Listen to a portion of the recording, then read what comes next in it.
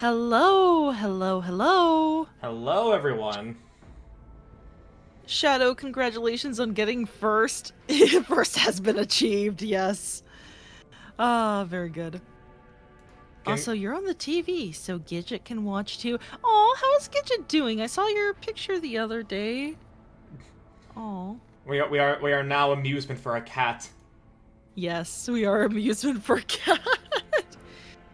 Look, I shake my arms around enough. I'm probably very entertaining. Hopefully. Uh, Hopefully, at least. Maybe if I move around the mouse a lot, the... And Not an immediate DC! if there was ever a time for it to happen, I think it's fine on the initial load up. I guess so, yeah, we were gonna yap for a bit anyway.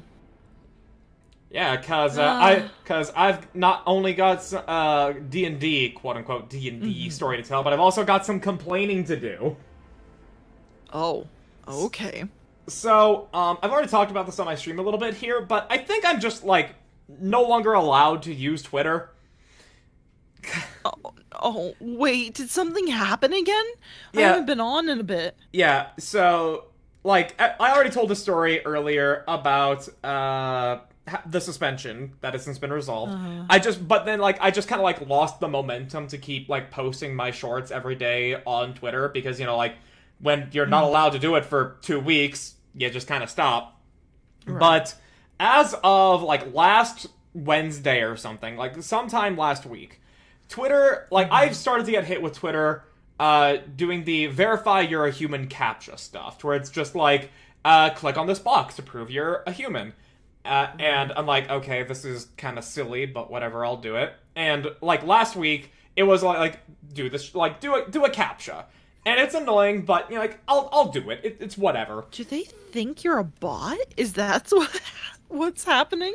Maybe because we're gonna, like, that's the point where this started. We're gonna jump to the current present as I opened Twitter on my phone to see if I could access it, and it says your account has been locked. What happened? We found some unusual activity on your account. To make sure X is safe for everyone, we need to confirm your identity before you can continue using X. After I just did the CAPTCHA bullshit. Oh my Yeah. gosh. Jumping back to when this started to become a problem, as of, like, Saturday of last week, like, just both on my phone and on my browser, just, like, after I click on the box, it says verifying your browser. Uh-oh, something went wrong. I click try again. I'm stuck on a white screen. Forever. No. And Forever. yeah, and like, I go on mobile data, I, like, turn off my ad blocker on my PC, nothing works. And then, yesterday, I could access Twitter. But then as soon as I closed the website and then I reopened it, I got hit with the same bullshit again. And now here we are today with me still being unable to open it on my PC, and now with my account being locked on mobile. Wait, but it says you're blocked, or what is going on? Because that sounds more like it's just not working. My account, so, like, I just could not access Twitter at all because it just failed to continue the process of verifying my browser. And on my phone, it locked my account, I redid the CAPTCHA, and now I'm looking at Twitter properly on my phone again. I'm currently trying to, like, refresh it, and it did work. But I just know, as soon as I minimize it, leave, and come back, it's gonna hit me with the same bullshit again. I see. Alright. So I am basically forced now to use Blue Sky. Yeah. Oh boy. Well, that's upsetting. Yeah, like, I wouldn't even be upset about using Blue Sky, because there's, like, an add-on on Firefox that lets you, like, port over your the people you follow on Twitter to Blue Sky, but, I need to access my follower list on my PC, now don't I? Oh, yeah, that's a little bit of a problem. Yeah. Yeah, so... That's been the bullshit I've been dealing with. Now for something positive, because I've at least got some D&D talk. Okay, let me go ahead and just real fast. She's doing good. She was kind of cranky yesterday. She took her to work to give her a rabies vaccine.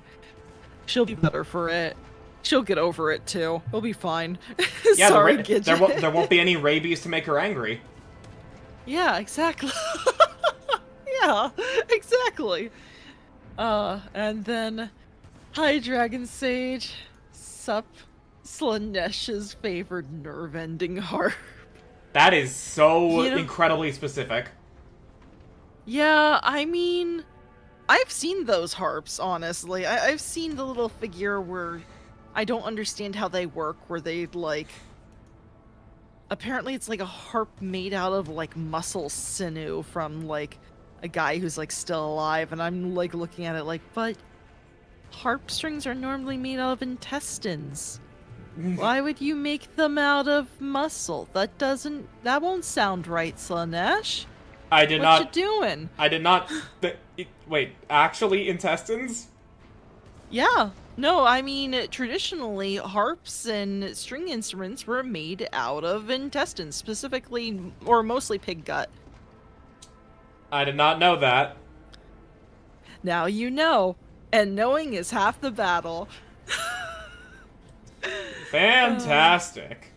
Yeah. Most of them are synthetic today, so you don't need to, like, look at a modern instrument with disgust or anything. I mean, obviously not modern shit, like, we just use cables and stuff. Yeah, like I said, it's like, I think most of it is some kind of, like, synthetic plastic. I don't know exactly what it was. I was going to make a guess at polyurethane, but I'm not going to. I'm too... My brain is not functioning well enough to make that guess. Ooh, Common Rider Hydra, thank you for the lurk. Love your name. I think you've been here before, though, so... Yeah, Hydra consistently lurks in my chat. Yeah, no, never mind. I do remember the name then. Alright. What are you guys talking about? What did I come into? Why does cheesecake don't have cheese in it? But it do. A lot of them are made with cream cheese. Yeah, it's made with cream cheese. So that's where it gets its cheesecake name. Yeah. Doesn't have cream... Yeah. It's good to see you, though, Matthew. Oh my gosh. But yeah, we were talking about D&D, and then as soon as Dragon Sage was talking about the Slanesh's harp, I had to bring up... Wait, have you seen this model, Lucky? I feel like you've seen it before, but... I won't be able to remember via name, but if you showed it to me, I'd be like, oh yeah, I saw that. I don't remember its name either, but I'll go ahead and find it and show it to you. But yeah, you said you wanted to talk about Mutants and Masterminds, correct? Yeah, the Mutants and Masterminds game that I ran last week. So for context, first of all, I've been running Curse of Strahd for my group. I've told plenty of stories about it. But one of my players, he was going on a month-long cruise. He'll be back on the 8th of September. And my group is the type that's like, if one person's gone, we're not really going to play because everybody's like always there for the story. So we're not going to really be missing out in that sort of way there. And so... because Rex, the friend that has been in the Katawa Shoujo streams that even got me to do it, he was actually, like, he was one of the people that's like, I don't want to learn a new system because I know I'm going to obsessively read the whole book. He actually says, like, hey, would you say that Mutants and Masterminds would be good for the setting of the book I'm reading? Oh yeah, that model. Yeah, no, I even used that in, like, my first ever Slaneshi Demons army that I tried playing. There we go. So you are aware of it. Yeah, no, it just doesn't make any sense what the strings are supposed to be. So, but yeah, go on. Yeah, so, yeah, he actually asked me, like, hey, would Mutants and Masterminds actually work for my setting? And since I was a beta reader of his book, I was like, well, I mean, probably, given what I know about it, but also, like, Maybe City of Mist would do better. Maybe Mage the Ascension, since I watched the Norfolk Wizard game. But I was like, and then he proposed the idea of me running that for our group at some point, so he could learn about that. And so, with one of my players just going on a cruise, I was like, cool, perfect opportunity to do a little adventure. So the premise that I had for the Mutants and Masterminds game was it's My Hero Academia in America. Yes. And I even made the name of the game the Meta-Human Cultivation University. Can you tell what that acronym spells out? MCU? Yes. Oh my gosh. Because I'm unoriginal and I try to be funny, no matter whether or not I actually am. Fair enough, I appreciate it. And so I've gotten my players to make their characters for it, and I'm going to show this on stream, the Foundry game that I have, because a lot of this is going to be, hey, I spent 3 hours on each of these NPCs, you're going to fucking appreciate them. Because, for anybody who's curious about Mutants and Masterminds, it's like D&D, but you're superheroes, and you can make whatever the fuck power you want. Believe me, it's possible. But, and also, here's the really stupid irony of it all. There is going to be an official system of Mutants and Masterminds for Foundry being released on the 27th. Yeah. Can you tell what day it is? Yeah, unfortunately, that didn't line up well, did it? It did not. So, we're having to use this fan-made one. It looks good, but you have to literally punch in every single number yourself. You have to write every single thing yourself. Yeah. That's what I had to do with Mystery Flesh Pit, though. I mean, Sorty helped me out with that, honestly, by a lot. Yeah. Making it pretty much an entire system. So... Yeah, and figuring out the powers when you're brand new, pretty fucking difficult. But, I'll at least introduce our player characters. We have Dead Doll, played by Rex. The quirk that she has is that she literally can detach her spirit from her body, and the powers that he gave her is like, she can literally minorly possess other people's body parts to disrupt them. Has, like, ghost telekinesis, can, like, look out, with a ghost eye. Obviously got the fucking Danny Phantom ectoplasm blast. Danny Phantom. Yeah. I can still do the whole rap. That's better than me. I forgot it at this point. Danny Phantom is, like, fucking iconic. We've got Drake. He can turn into a dragon. And, the very first thing he did in the very first round of combat, was... hang on. Was he fucking breathed fire on the forest. That the party was found... That the party, all the students came to be for the start of the test. And, they're in a competition right now to see which team can get the most points. He's gonna get some points deducted for burning these trees. Yeah. No, that would make the most sense. Yeah. I can't believe it, though. Yeah. And also... I'll say how, the introductions and the start of the test went after we just introduced people. We got Ricky Shay. Can you guess the pun of his name? Ricochet? Yeah. Does he... Let me guess. Can he, You know what, no. It would be really funny, though, if for some reason he was also a sniper. And... I mean, he did, in fact, put a lot of fucking points into having a gun. Being good at shooting a gun.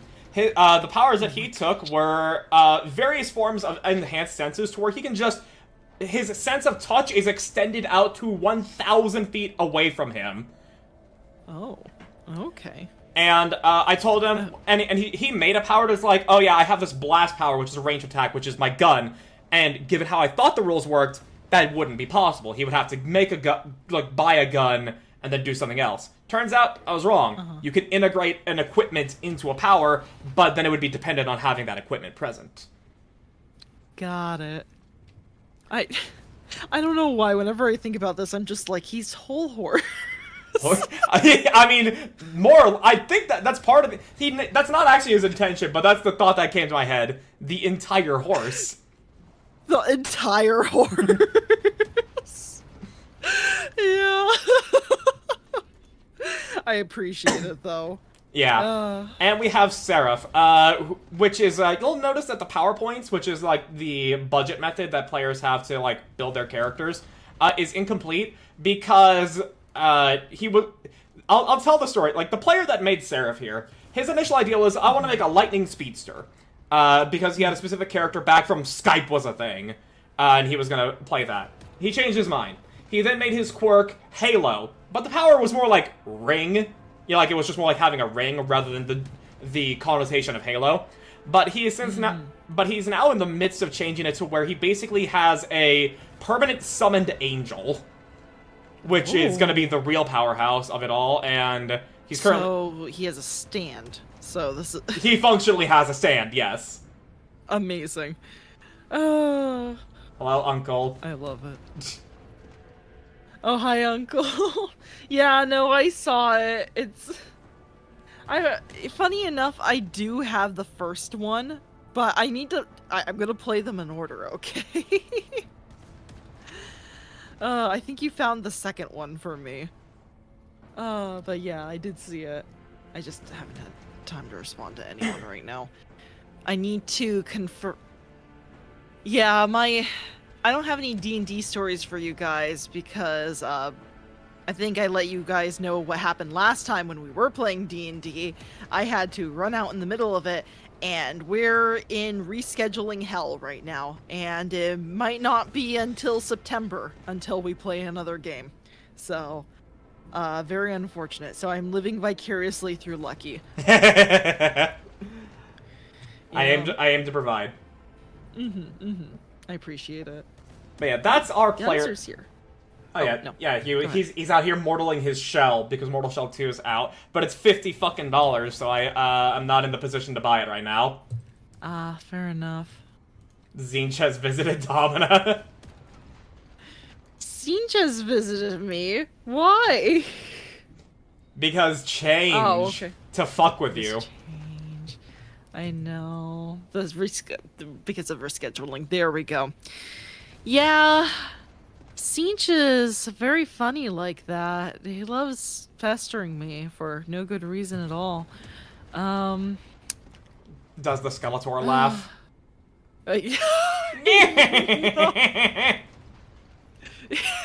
He would, wouldn't he? He would be like, he absolutely would. Yes, yes, you had games scheduled for the 29th? Well, I'm gonna make it so that you can no longer do it! Zinch away! Isn't it funny? No. And he's the one laughing.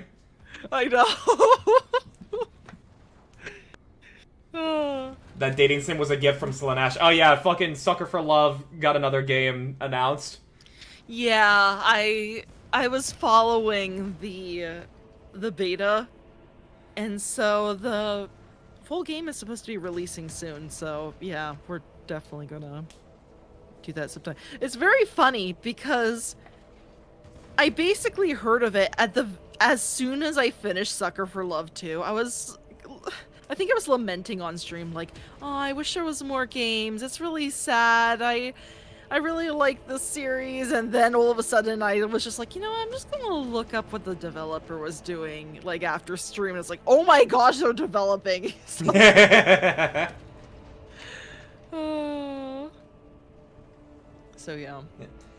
But yeah, Corn doesn't do much to me. I don't know why. Nearly gave in to Corn the other night. Oh, yeah. I assume you just had your Pokemon go on a fucking rampage. Oh, well. Yeah, let's just say that, Seabold pretty much got me, and I found a way to deal with him. So I have neutralized his Gyarados. Okay. It's good to know at least that. It sounded very concerned. No, I mean you got to realize, my knowledge of Pokemon is very limited, especially when it comes to the characters in the games. No, so, I understand. Yeah. So I'm just like, oh, okay, that's a thing you did. Yeah. Long story short, the run basically did end. Seabold is the water type Elite Four, and basically, unfortunately, I let his Gyarados set up the first time, and Oh. Lucy said like, "Oh, we'll give it one more go," type of thing. We'll do a redo. I got wiped, basically, unfortunately. It turns out I did have the answer, and that was in the form of my Grunbull, which we have named Rune, which is really funny, because when we caught him all those sessions ago, we thought we would never use Rune. Rune would be the weakest link. It was like a dead end. It was our linchpins for this run. Yeah, but if it wasn't for Rune, I don't think I would have been able to kill that Gyarados, because that my Magnezone, which is my Electricmon, did not have Levitate, did not have any way to outspeed it. It was basically dead on sight, unfortunately, because of Earthquake. And so, even though that was my plan to go into that, after doing more calculations, that was bad. And then, like I said in the first run, I made the mistake of switching my Conkeldurr, which is a fighting type, into a Starmie. Even though I said multiple times, pretty much to myself even, oh, be careful of Starmie, it's got Psychic. So... Mm-hmm. That was on me. That was really on me.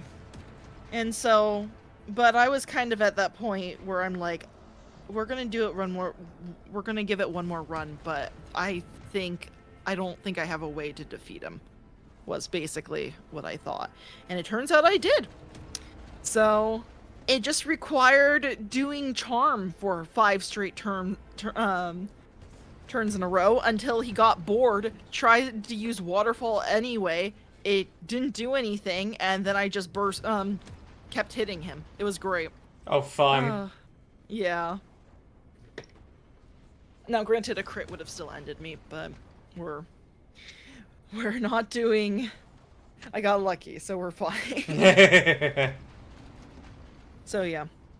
No, it was good to know that, the team at least was built correctly, and that I just wasn't screwed over completely, and we had to redo the run or something.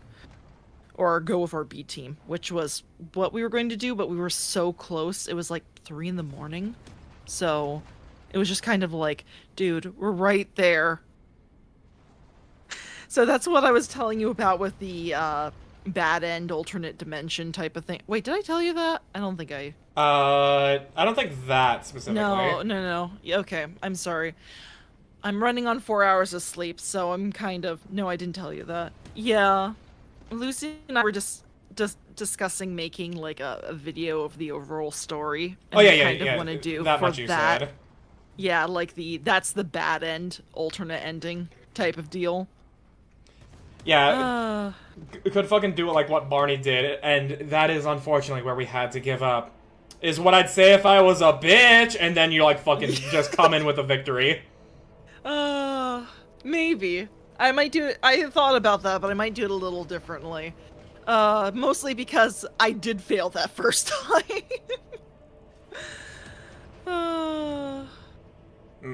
But yeah. But yeah. That's where we are.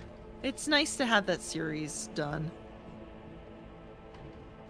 What? Also tired as fuck, Argent. Not of. You definitely read that as of. I did read that as of. Like, I was like... Okay, I will. I'll leave that. But no. Yeah, 8 a.m. class was hell. Oh, I see. We He, both got up he, at 8 a.m. he's a college There man and a working man. Got it. Oh, I don't envy you. I don't envy also doing college at the same time as work again. That was a crazy time in my life. Yeah, that's why I have, I guess, taken the effort to not go through that. No, that's good. That's very good. Well, that's the hand dealt to me. Yeah. Gotta do what I No. can. Yep. Mhm. Just gotta survive until, what? Like mid-December? I mean, it depends on the semester. Sometimes they end like end of November, so Yeah, I mean, sometimes. my point is you've got like several months to endure. Mm-hmm. Oh, December 3rd. There we go. Hey! Wait, then I kind of called it then. Excellent. I still sort of... That's not a good thing, actually. Never mind. That's not a good thing that I still remember the school schedules pretty well. I only have a vague, like, recollection of the ones I've experienced. Yeah. That's also when holidays start for real at the store. I mean, at least you're not doubling up. Mm-hmm. No, that would be nice. That would definitely be nice. Yeah. Oh my gosh. No, I'm... Okay. I'm glad we reread that because I was about to be like, man, you guys are being so mean to me lately. Oh. Yeah, I'm glad I caught that. Yeah. Oh my gosh. No, I feel you, Gunzer. I'm running on like 4 hours of sleep, I think. So if I say something that does not make any sense, first of all, please tell me to clarify. Second of all, I apologize. Purple monkey dishwasher. No, that makes perfect sense. Yeah, I mean, surely that's... We've all had to experience that once in our lives. So, Surely. Surely. But, Oh right. my gosh. The Mutants and Mastermind story, because I was only just introducing the Yes. player characters so far. Oh, yeah, no, definitely. Yeah, I'll just give a quick rundown of the other students that I managed to make with them that are going to be participants in this. I might make more for when they're at the school, but at least right now this is who's there. I've made a couple of pairs. First off, we have King. Her quirk is authority. She can understand the emotions of others and bolster or hinder them depending on if they abide by her demands. Her sidekick, well, her faithful Lancelot is who she has dubbed her friend here. Her quirk is kind of like Aizawa, but instead of, just nullifying your quirk, she makes a silvery powder that weakens your quirk immensely. I'm sorry, I find it hilarious whenever anyone calls someone their Lancelot, because it's like, wait, but then you're guaranteeing that they'll betray you. Don't call them Yeah. Like, I've obviously given them some, personality, but not, wholesale backstories. But I envisioned King to be, she's, good stupid. Like, she is, Excellent. she's like Laplace for those that have played Nikke, or... You've not watched Fate, have you? No, I have not. Okay, I mean, she idolizes King Arthur and everything there, but she views it through the lens of, a hero, so she doesn't realize the fucking inevitable betrayal thing. Yeah, I mean, a lot of people don't realize that, but I've actually read T.H. White's The Sword Once and Future King series, and I've read Les Mortes de Arthur, and I know what goes down in those legends, okay? I know. Well, if you want a little bit of King Arthur and Lancelot angst, watch Fate Zero. I feel like I'm gonna be disappointed by it. I'm gonna be You, honest. I mean, you might, because fucking King Arthur is Saber, who is a woman, and there is actual in-lore Yeah. reasons for why she is a woman. Well, I mean, they're allowed to have their own thing. Look, I've gotten past the story has to be exactly the way. It's like, dude, I used to be in this mode where it's like, the Hades and Persephone Yeah. story, right? Yeah. It's like, it's been told every which way to sundown. But the original still exists. And so you can have variations. It just kind of gives you an idea of what the current culture of the time is that told that iteration. So, like I said, I'm not upset anymore. Everyone always kind of brings up like, "Oh yeah, Disney's Hercules," or I know it's technically Heracles, but it's just kind of like, well, I mean, yeah, but it was a good movie. It's not Heracles, but it is still a good story. Yeah. So, both can exist. Well, Both are fine. welcome, Nara. Yeah. Oh, yeah, still impregnated Guinevere too. Merlin magicked her a dick. That is actually in Fate lore. What? So in Fate lore, yeah, so in Fate lore, King Arthur is actually just Arturia. Always was a woman, but because there's actual magic and magecraft, Merlin, the fucking wizard Merlin, gave King Arthur a dick to have a child. Here's the thing. In the original legend, Guinevere and King Arthur never had children. They literally could have just taken that. I'm... Fate lore is fucking wild. Yeah, I realize that. Hello, Scalard in YouTube. Yeah, you came in during a really, really awkward factoid spouting. Uh-huh. I was in the middle of just telling what happened in my last Mutants and Masterminds game before we got into the 40k stuff. I know. Yeah, so, continuing on with that, that's the first pair. Go ahead. Yeah, go ahead. And then the second pair I have here is Avalanche and Wildfire. They're twins. One has ice powers, one has fire powers. Who would have fucking thought? And their whole shtick is that they're, like, rescuers for, like, wildfires in California or people in, harsh snowfall during the winter. Which, technically, they can do in Cali as well, because we also have that. Yeah. Avalanche, the reason you see the fucking map snowing right now is because she can make a 250-foot area of, light concealing snow and make it extreme cold, like Alaska. And Wildfire can project his body heat, but that doesn't affect the environment. And because he's a fucking fire rescuer guy, he got to, he's like, great, thanks, asshole dragon. And he's now, was going to be taking care of the fire that was started there. His team's going to be getting bonus points for that.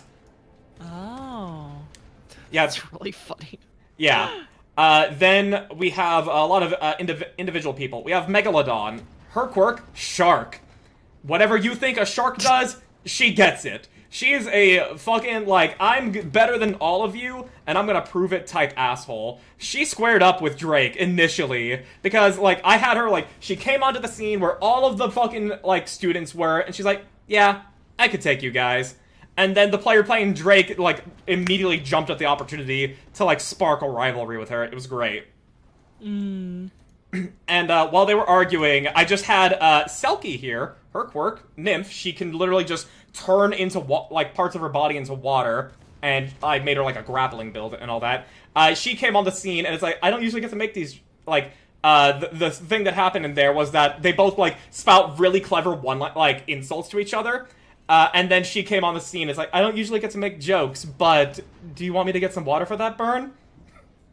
Oh my gosh. And we have Kerberos, but he pronounces it Cerberus because he's a fucking idiot. His quirk, Hellhound. He can make 3 fiery hellhounds, which is what you see here. Lot of fire. Yeah, he's an actual asshole like Bakugo. Okay. And we have Echo Echo. Probably my you're just extra? Okay, well no, like the fucking character I made here, he's an idiot. And so he doesn't even realize that he's doing it the normal, like the way most people do it. He just thinks that's how you do it. But he is an asshole. Mm-hmm. And we have the one that I actually enjoyed making the most, Echo Echo. She can replay her senses, or those of others, for another individual with perfect accuracy. She's like very timid, very weak, but her quirk is really good. She can literally like make you feel the pain of the damage you recently just took again. But if you pass your saving throw, she gets hit with that damage instead. And she can like share her senses with you. And what she did during the, like, once the test started, was that she, like, tried to make every... She's an online fan. I put online into this fucking canon of My Hero Academia here. Oh my gosh, yes. And she has an ability... You heard their new song that they released, I did, right? I did. I even fucking put it into this game because of what happened. That's amazing. Online content you see here. I've been listening to it on loop. That's terrible. How do you say that word? Like I'm not gonna say I'm perfect in all this. I do say karaoke, but I know it's like karaoke, and even then it's probably not accurate on how I said that. Look, I'm just gonna stick to karaoke and be the dumb American, okay?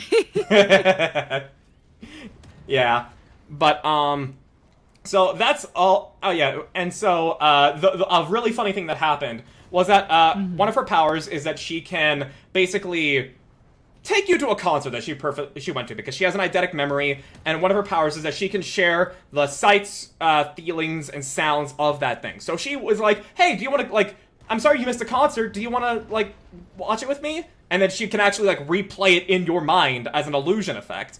And, but she can also do it offensively. I didn't intend for her to do it, but with how I ended up making it, she could. DC 13 will save. Literally every single person that she was trying to affect with it passed their save. Except for Dead Doll, played by Rex. Literally the only fucking person who failed their saving throw.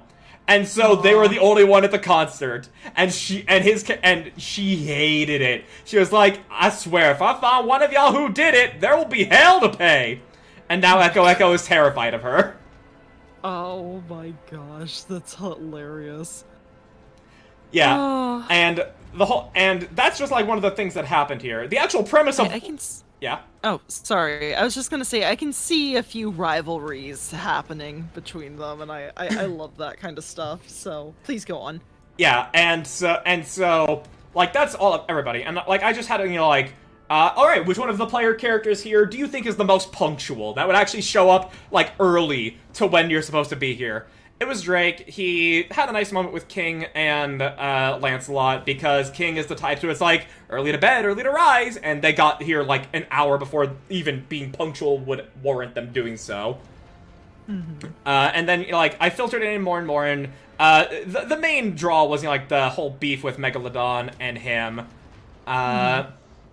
But the premise of this is that it's basically like the Hunter exam in Hunter x Hunter, but I got my own little take on that. It's gonna have 3 phases. The first phase was, alright, you guys need to get to the center of the forest.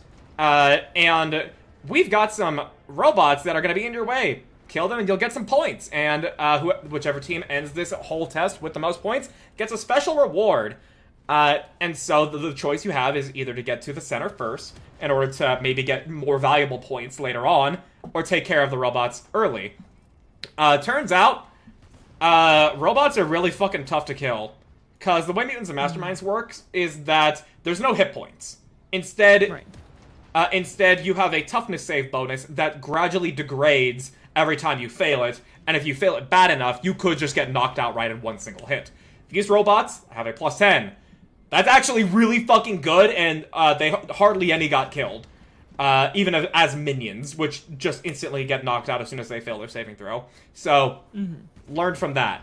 But as we're currently...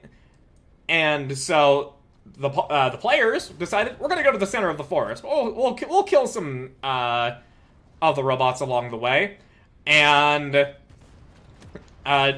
that's where the dragon breathing fire happened, and Echo Echo imprisoning just fucking Dead Doll in the concert. Kerberos was an asshole and sent his hellhounds to them before taking care of these. Second phase is going to be... you need to rescue civilians, represented with these, like, little deer dioramas that I have here. Each one you save is 2 points. If you kill the boom bots, which are going to be threatening to destroy these deer dioramas, you get 1 point. And you don't want to let these dioramas get destroyed, because then that's civilians dying. And then once all of them are saved, a shredder bot is going to show up. That's going to be fun. And lastly, they're going to show up... I got this map off of Chepeku. It's fucking cool. Here is where they're gonna give the option of either fight the other teams, like the actual other students, and for each student they take down from that team, they'll get some amount of points, but they'll be given the opportunity to fight the faculty members for like triple that much. But because, you know, these are faculty members in a hero world, they're gonna be a lot stronger.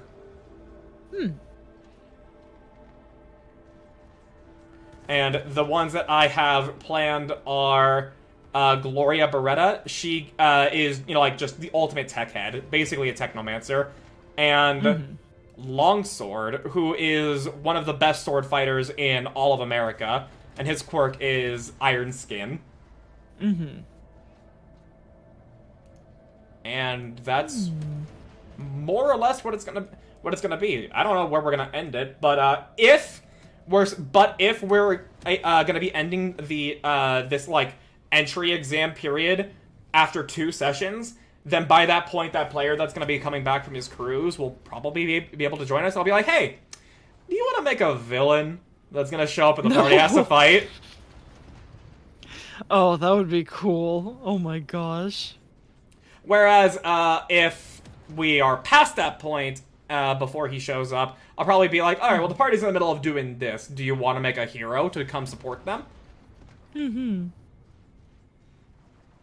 Oh, that's nice. They get... I mean, I guess the choice depends on when they show up, but... Yep. Or when... I guess how far the party gets? Yeah. Yeah, because... that's great. Yeah, because, last little bit of the fucking story of what happened that day. So I was told, like, hey, guys, I'll be here half an hour early so I can audit your character sheets in case you messed up on anything. Some people did. But people showed up at our normal gathering time. That's fine. But then they were like, Lucky, I can't join the game. I'm like, what do you mean you can't join the game? And so... Oh, right. And this is where I learned about port forwarding. Because they were like, I can't join the game. And I checked... I should probably not reveal that yet. Pay no attention. Whoops. Yeah, but yeah, like, I checked the invitation link stuff, and, turns out my connection was closed. But here's the stupid thing. I'll also just stop sharing my, screen at this point, because... No worries. Yeah. My connection was closed, and, I don't know how that happened, because on Monday of last week, connection was open. Players were able to work on their character sheets. I don't bother checking my connection on Tuesday or Wednesday because nobody showed up, and I was just in the middle of doing my prep. Thursday, all of a sudden, connection's closed.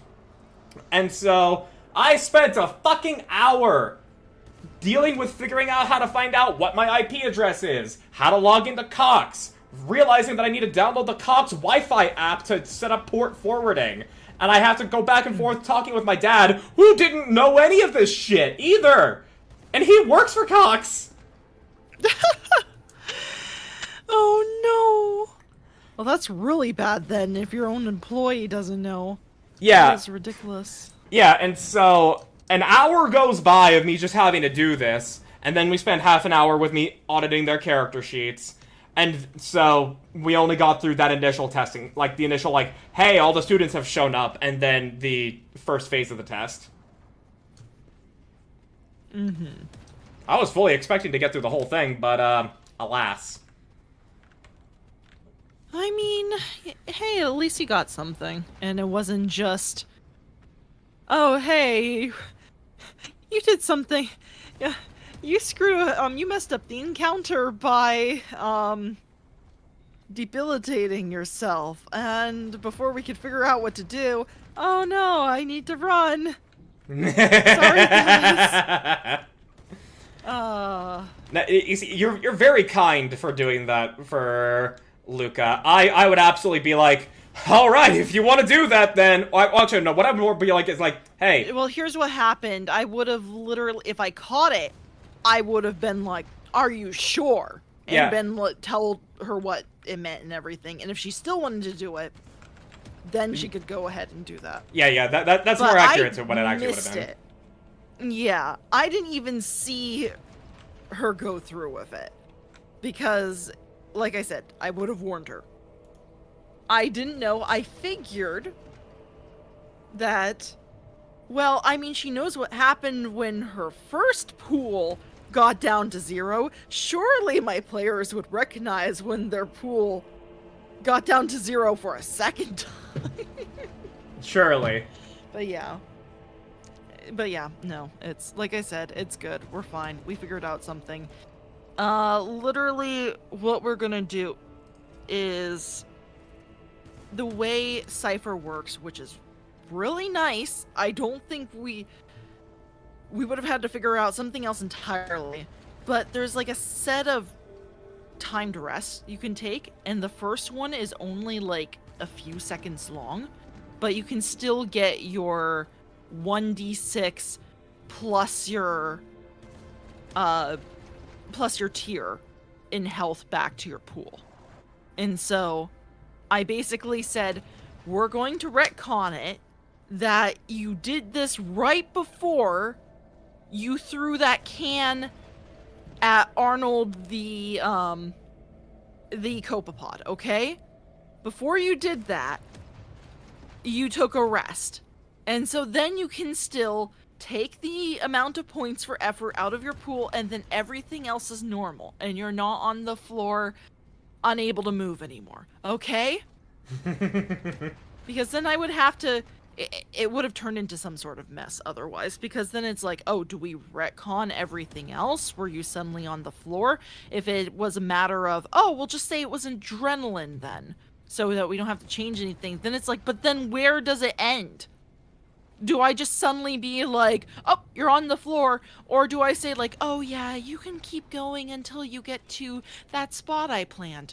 No, I don't want to do that. Yeah. Yeah, so this is at least my preferred way, and I think everyone has agreed with it. It's just like, okay, fine, we'll do this. But it's like, from now on, you guys have to, like, keep track of your pools. And Yeah, that's that a was- valuable lesson learned. Mm-hmm. Yeah. I mean, I'm willing to kill them. I just want it to be... I don't want it to be, like, unceremonious death, basically. Especially when it came down to a, oh yeah, this encounter relied on that you at least were able to move. Nothing else. Like, everything else can be terrible. But at least you can move around. So yeah. I am not going to have her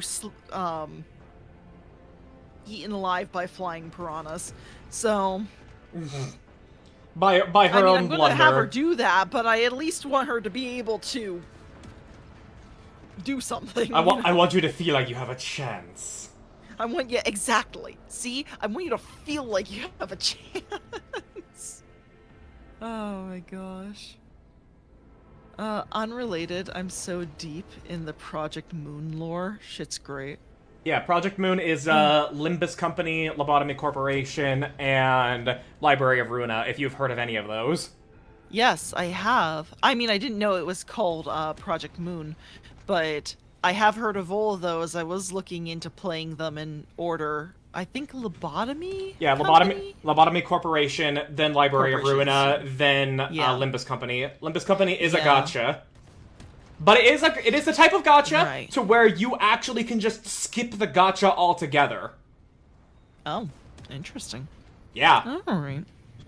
So that's one of the things. Like I was already like, huh, the story seems cool. But knowing that, I'm like, damn, I actually may fucking love that. No, that sounds really nice, honestly. No, to just I love optional gotchas. It's great. Ugh. I don't know. My thought was always like for a gotcha or something like that. It was like for the main story, there is no gotcha involved. And as you play, you can obtain like characters. But if you wanted extras of those characters to make them stronger for the optional PvP stuff, then you can go ahead and roll on that. But otherwise, everything is free. Yeah, no, That's always what I mean, like, that ultimately, I just think that, like, if a gacha was formatted that way, considering they always make their money off of whales, it was, like, not gonna change anything in terms of the business model, because... Yeah, that's... Because if a player just, like, if a non-spending player gets a character for free, then nothing changes. Whereas if you put all of the, like if you make the end game content like you need these copies of a character to perform really well, you're gonna pull in the whales, or you're gonna pull in the people that are gonna want to spend money on the gacha like they would normally. Right, exactly. No, that's kind of what I always thought. It's just like, well, just make the game fun for people. Focus on a fun game first, and then ignore the... Like, if people want to go ham, then you can let them go ham. But, like, don't make it required first, because then otherwise you get people who have just burned out and will leave. Yeah, and also, there's still, like, waifu celebration you can do that, because, like, just an example, in Nikke, once you are unable to obtain any further copies of a character, like, you can put them on your profile picture, and they have, like, this, like, little shine effect with your profile. It's just, like, a little thing there. But you can do that to where, like, when you get max copies of a character under this paradigm we're talking about here, they get, like, a special, like, live 2D screen that you can put on your homepage. Yeah. No, I think that's really cool, honestly. And yes, they are a series. I don't know how it works in Limbus. But in Runia, it's like most of the cast of L Corp in it. Ah, yes. Little I hear of Limbus so far. I'm already theorizing what it's about with my knowledge from Lobotomy Corporation. The most I know about Limbus Company is it's about 12 sinners, and Dante is like one of them. And he's got a fucking clock head. Wonderful. Hi, Lucy. How's everything going? Hopefully you got some sleep after our collab.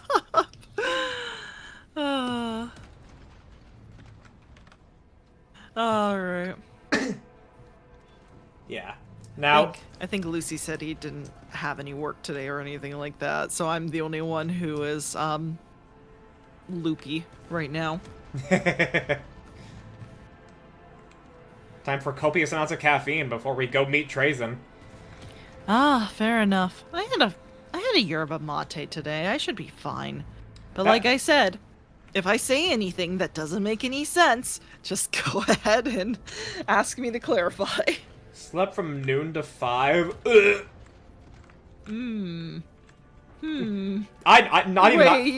didn't even get that bad when I was like the most immature of it all. Oh my gosh. Yeah, I wasn't... Lucy, that was worse than me. Slept like... Went to bed at 4 and woke up like 8:30, kind of pushing it to 9. That was bad, but yeah. Does Trazyn have a collection of Taco Bell food items? Maybe. I'm And probably the dude that was eating them as well. No, that makes sense. Okay, there are some crazy, apparently Taco Bell paraphernalia that Han has told me about. She did try and once get the...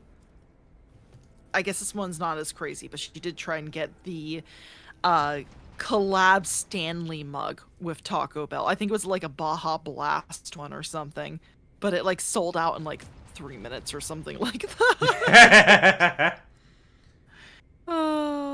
Crowley has a Taco Bell order, by the way. Of course she does. I'm tempted to like do the McCrelly order under two situations. One, content. Two, once I decide to go really fucking hard on actually living an even healthier lifestyle than I'm trying to do right now. Huh. Do you know the McCrelly order, Wait, Arjun? no, I was gonna say, is that healthy? Or No, really it's unhealthy? not! Yeah. It is abominable. Okay, so I thought it was unhealthy at first, but then you said, once I start living a healthier lifestyle, and I was like, wait Oh a my second, gosh, doing it- there's a Okay, I see. website. There's a website now.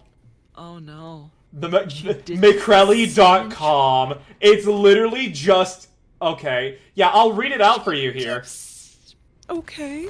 She dips the cinnamon twist in the nacho cheese. That's abominable, but, like, not the most monstrous thing I've heard. But yeah, so here's the McCrelly order. It is to be finished in 18 to 20 minutes. 1 double quarter pounder with cheese. No ketchup, no mustard, no pickles, no onions. Plus a whole large meal with a large Diet Coke with extra ice. Large fries. 2 chocolate chip cookies, 1 large chocolate shake, 1 mini Oreo McFlurry with added M&Ms, then you add 1 large Diet Coke with extra ice, and then a 20-piece McNugget, no sauces. Extra ice. Yeah, that is insane. I mean, granted, I feel like I've heard even worse just from reports, but yeah, that's really bad. How many calories is that?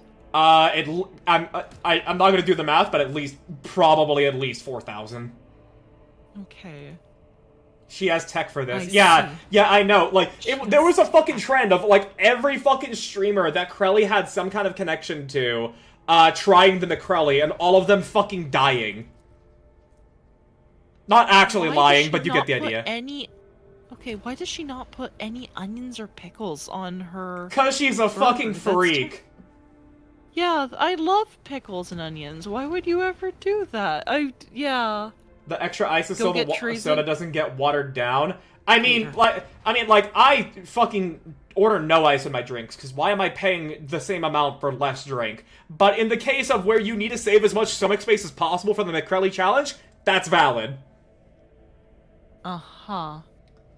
That's Alright. almost a reasonable meal, but it, like, is actually 2 reasonable meals. I think I could maybe accomplish it. Maybe. I don't want to attempt that. I know my limits, and I'm mostly disappointed that she did not put onions or pickles on her burger. Yeah. No condiments on the burger is wild. Yeah, no, that is, like, her saying no sauces, no toppings, that's abominable. That is That is the abominable. actual, like, most heretical thing of this whole meal. That's like the best part about burgers sometimes. I don't get it. Pickles and onions Pickles are and yucky, onions though. are yucky. I'm sorry. I'm sorry your taste buds are wrong, I Nara. disagree. Nara, I'm sorry. You're just blatantly wrong there. I'm not even gonna say, like... Nara, most of the time I agree with you on stuff. In this case, you're the one with bad taste. Yeah, Nara, I'm not gonna say, like, your thoughts are wrong on this, because they're formed by your taste buds. I'm sorry that your taste buds are faulty. Yeah. Sorry. If that makes you feel better. Alright. Oh yeah, she eats the fries with the milkshake. I mean, that's classic. That's actually what, like... That's classy. Yeah. Not classy, classic. You're not classy if you're going to McDonald's. I mean, true, but look. You can call that... You know, you're right. Never mind. I think I let Loopy Brain take over for a moment. Look.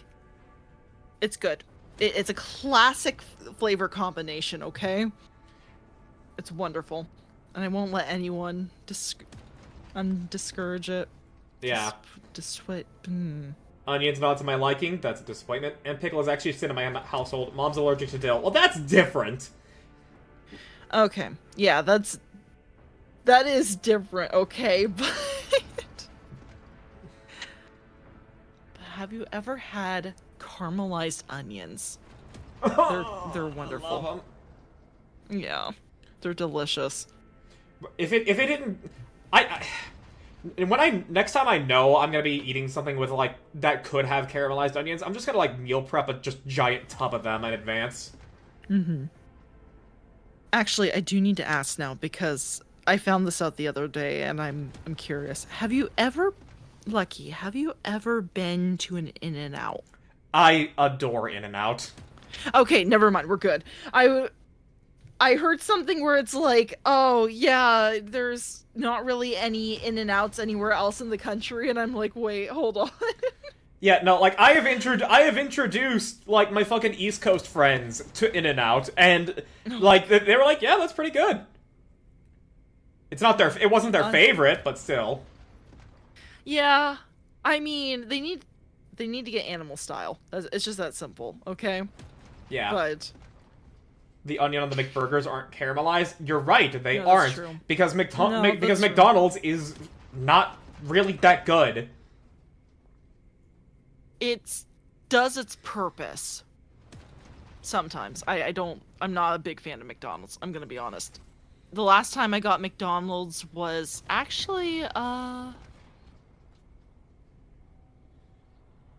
funny enough, I think it was like a week or two ago, but that was literally because it was like, Lord Dominus wanted it.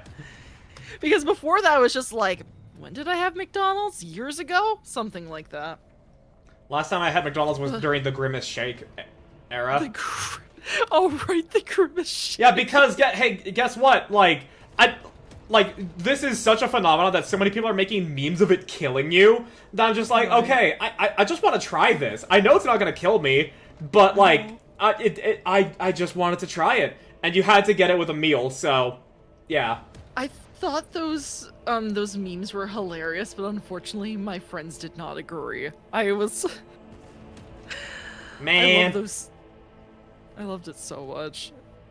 I like fried pickles. I love fried pickles with ranch. My heart Genzer. Yes! Oh, those are great. And I'll eat them on a burger, but I'm not a fan. I love pickles, but like not so much to eat them on their own because like they're meant to enhance something. But like, oh yeah, raw onions on a burger suck.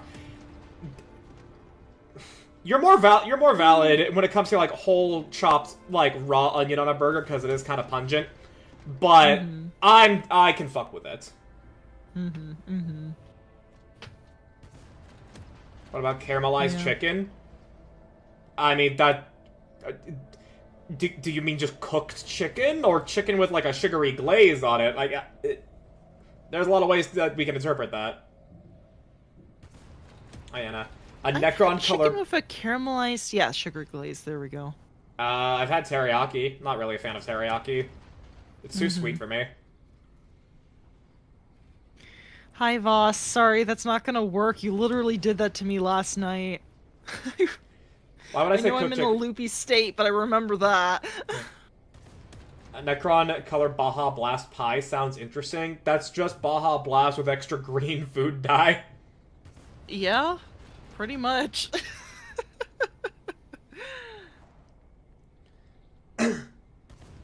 Add me to the Psyker sacrifice list. No. Mods, put a sanctioning brand on him. No, oh my gosh. Oh. It's great. Speaking of psychers and necrons and everything like that, shall we go ahead? We shall. We've had our good hour of yapping. I think it's been time. Yeah, we got our hour of yapping. It's time. It is time to go get Trazyn. Ah. And thankfully, this does seem like Act 4 content, so the sword may actually be good. Ooh.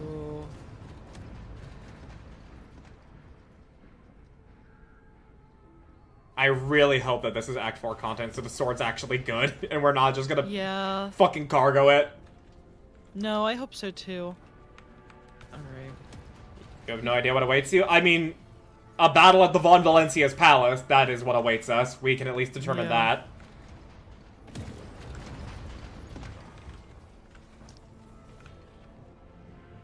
Alright, let's see.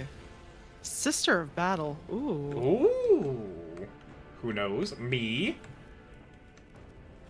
Not? Oh, okay. Fair enough. Alright, let's see here. Okay, there's a lot.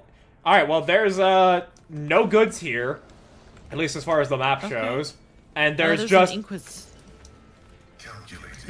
Yeah, if you look at the map, you'll just see where all the fucking people to talk to are. Oh, well, let's go check that out. There is a lot of items up there. Sorry, I missed so many streams, Lucky. No worries, Oriental. That part of the reason why I stream on YouTube is so that way they act as VODs. That is true. That is a good way to do it. Instead of me just downloading it and then not uploading it to my archive channel. Oh! Oh, hello. What is going on here? Siberian von Valencius, I, Inquisitor Diodus of Iramon, name myself your executioner. Let this heretic, who bowed down before the Xenos abomination, be consigned to the flames. The sentence is binding. The seal is set. For the glory of the God Emperor. Oh, did we come in at the perfect time? Oh, he's ragdolling. We...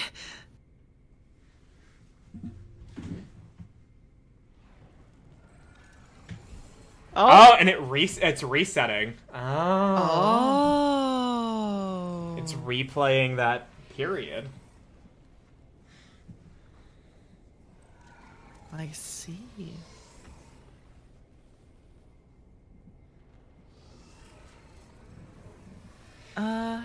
This latest Dorn, a misunderstanding is one of the biggest copes I've seen in a while. Did I miss something about someone saying Dorn because we were talking about other stuff? Yeah, someone... yeah, Red Dragon Sage mentioned Dorn, and I'm probably gonna have to go back up and see... Oh, yeah, let's hear it. I think it's funny how people think Trazyn has Dorn, even though it's a regiment of guardsmen. The Praetorian 7th. That if he were to release it, would be too crowded. Okay, it's Cope. Okay. Yeah, that makes sense. Alright.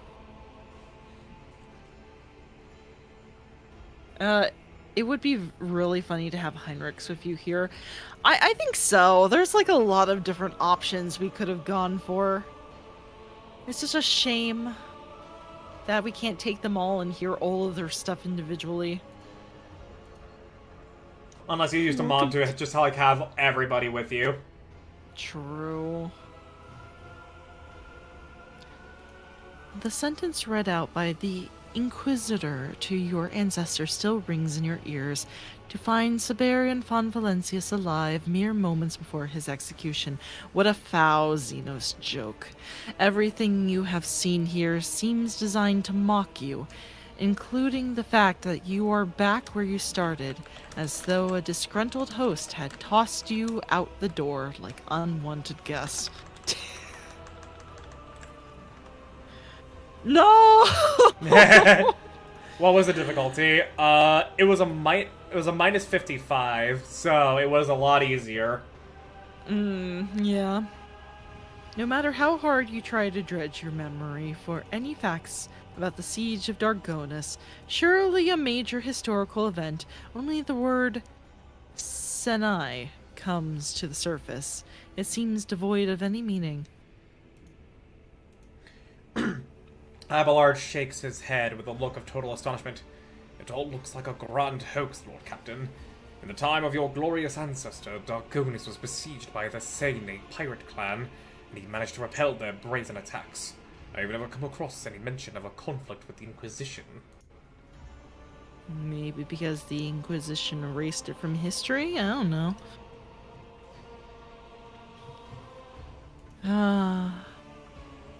Before we leave, break down the barrier.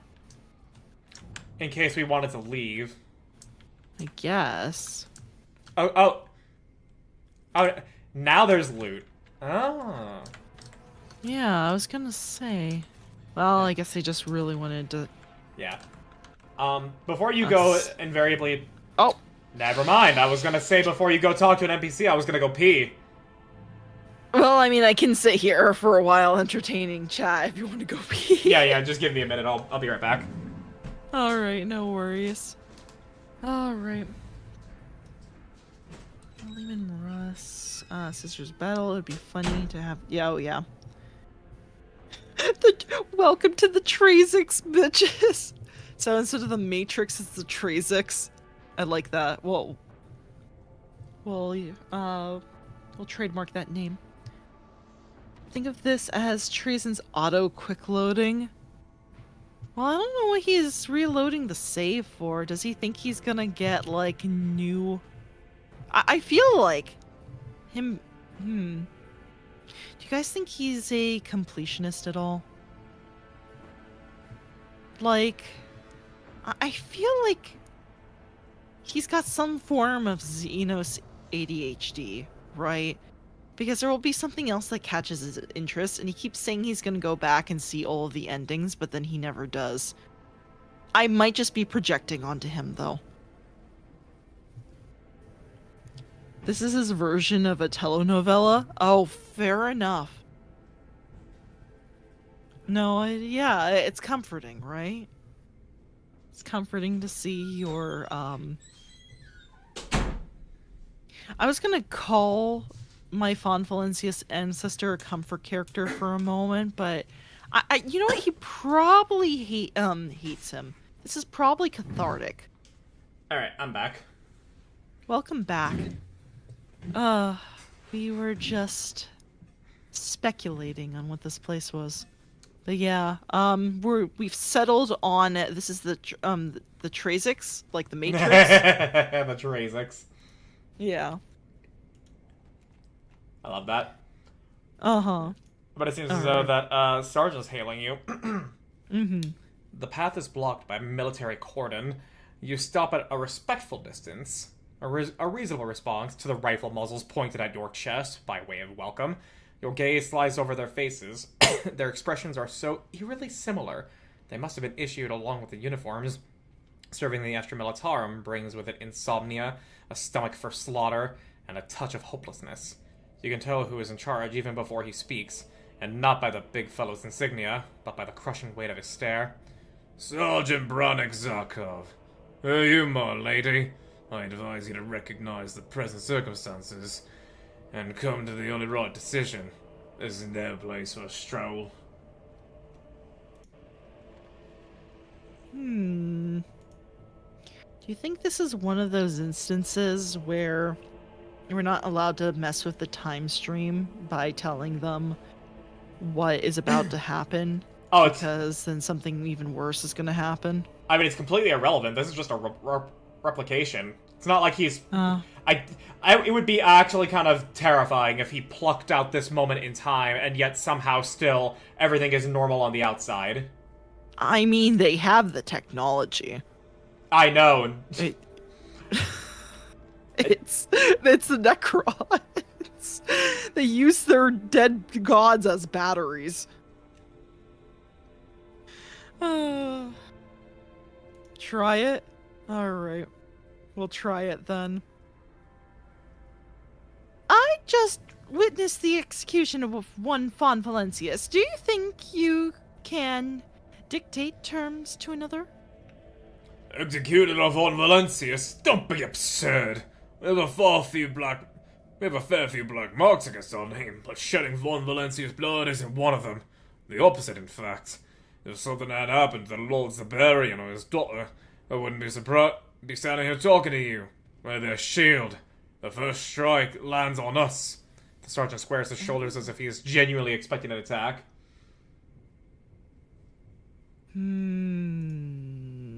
Interesting. Alright. Would you care to explain why the palace is surrounded by soldiers? Did you crawl out of a cave or something? Dark Lotus is under attack! The enemy claims to be acting in the name of... The sergeant falters, beads of sweat gathering on his brow. After several painful seconds, he forces himself to continue. In the name of the Inquisition. The 32nd has been guarding the gates here for days now. He furrows his bushy eyebrows. Your question is rubbed in the wrong way. I don't give briefings. It's not why I was deployed here. Move along before you're mistaken for spies. All expected reinforcements are in the cogitated log. There's nothing here. They're about you. Sergeant nods at a painful panel nearby. You do not understand. I'm Argentum von Valencius, and this is my palace. You are obliged to let me pass.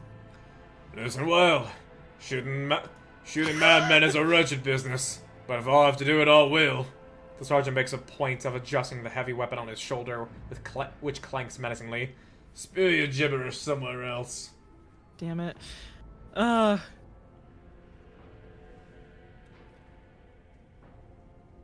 All the same, my promenade culminates in the palace. In the name of the Von Valencius, soldiers, to arms! There could have been probably a more peaceful way to do this. Probably. What are you guys talking about? I think the question's self-explanatory. Okay. Yeah, I didn't start this. Who the hell starts a conversation like that? I just sat down! I know.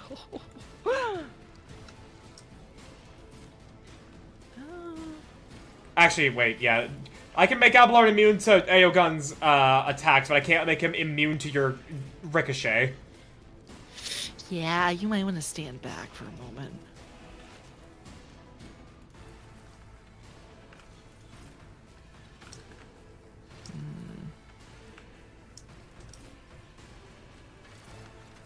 I mean, did you want to be closer by any chance? Like, I mean, that's cover? mainly for him to do tank stuff, but like, okay. we know the drill. Buff you up to high hell, and then let her rip. Yep, sounds like a plan. And then whatever's left standing, I mop up. I still think Drake can snort Gatorade power for a power boost. The deranged ass comments we're having right now. Oh my gosh.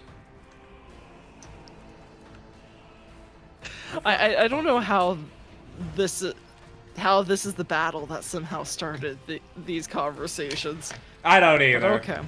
The machine spirits approve.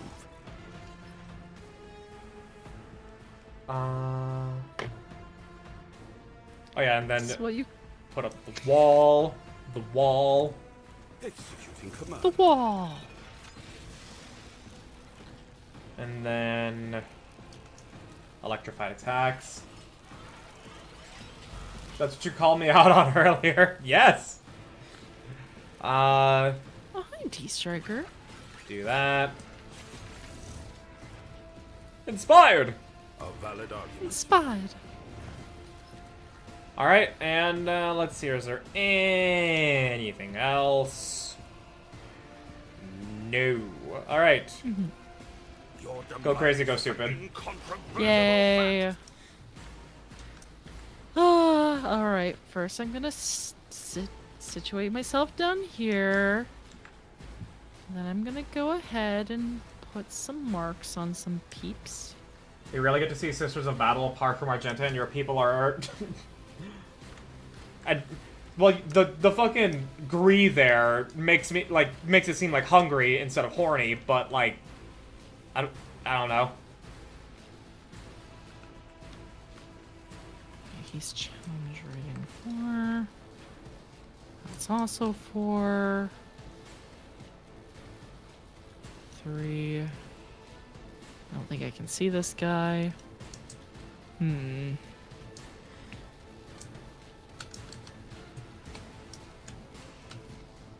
Alright. Sisters aren't forbidden, Oh, I so you can think they're running see around these fighting? guys. Yeah. What's the Moravian engineer next?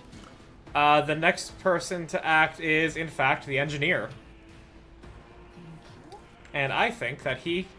Let's hear overclock. Restores the turret's wounds and grants it the overclock effect. Alright.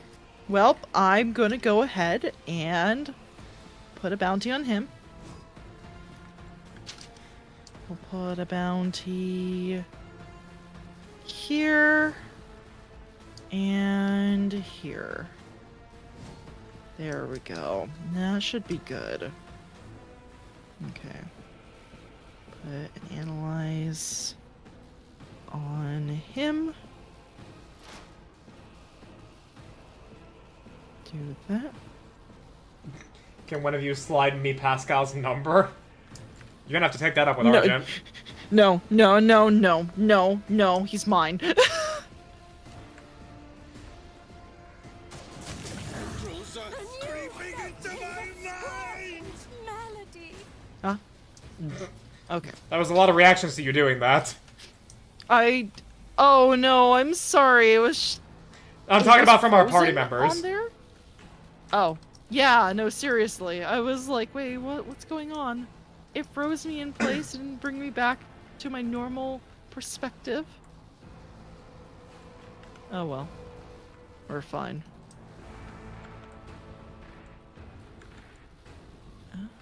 Welcome, Zero.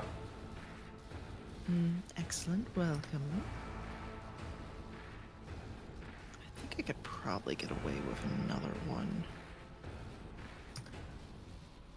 Oh, I already did. That was wrong order. That was bad. Can I kill this guy now? Alright, can I kill these guys? Technically, yes. Did the binary not go through? It did not. And that's a miss. Did I miss it? That was a 95. Alright, we'll try again. High momentum. Cinch. Oh, desync. I can't win. Alright. Well, at least I get to take a bite of the food Han brought me. Oh, cool. Mm-hmm.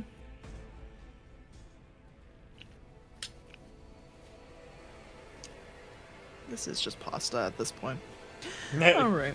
It's just pasta at this point? What was it before being pasta? We were discussing a casserole. Ah, okay. Mm-hmm. I received a No DM worries. saying that in the future my character will be controlled and become the boss. And the problem is they want me to come up with the gimmick myself. I mean, in order to make it so that way I don't have to we don't have to worry too much about, you know, like bouncing back and forth between me reading Twitch chat and YouTube chat here. You can just we can talk about it in the TTRPG discussion channel on my server. If you want any inspiration from those of us that are DMs. Mm-hmm. Did the binary not go through? Yeah, it did not. Fuck, my joke is ruined. Aww. Oh no! I'm a failure.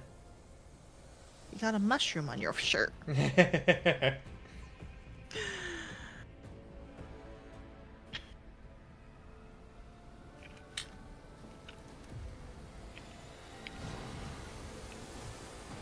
Alright, continue on. Alright. We're doing this again. Ooh, I already have a wild hunt or Yeah, dismantling attack. feel free to use it. Because you can then give Aogun the orchestrated firestorm for everybody to shoot the turret. Yeah. No, I think so. Alright.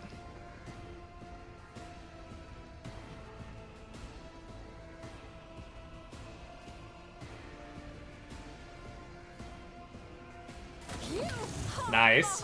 Put him up. Oh, he has 1 hit point left. Nope. He lived on 1! You gotta be kidding me! Oh my gosh. I'm alive, sir! I... I can fight! Oh my gosh. I'm so mean to them. Ooh, I get more bounties on people. This is great. Yeah, we're almost back up to high momentum again off of that. Ah, wonderful. Another one. Oh, they just disappeared on my end. Wow. Gone. They- Reduced to atoms. Yeah, pretty much.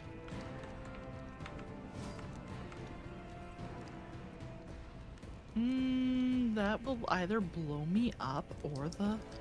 Okay. We'll do this one. Predictable downfall. Very nice. Okay. Oh, cool. We don't need orchestrated firestorm. Beautiful. In our ranks.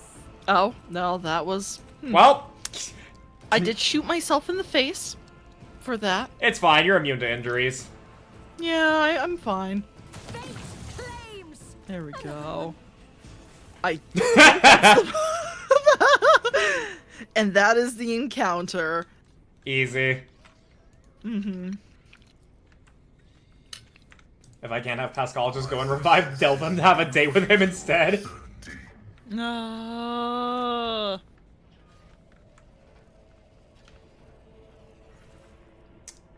Cool, we got some special frag grenades and melta charges. Oh wait, no. Yeah, you can have.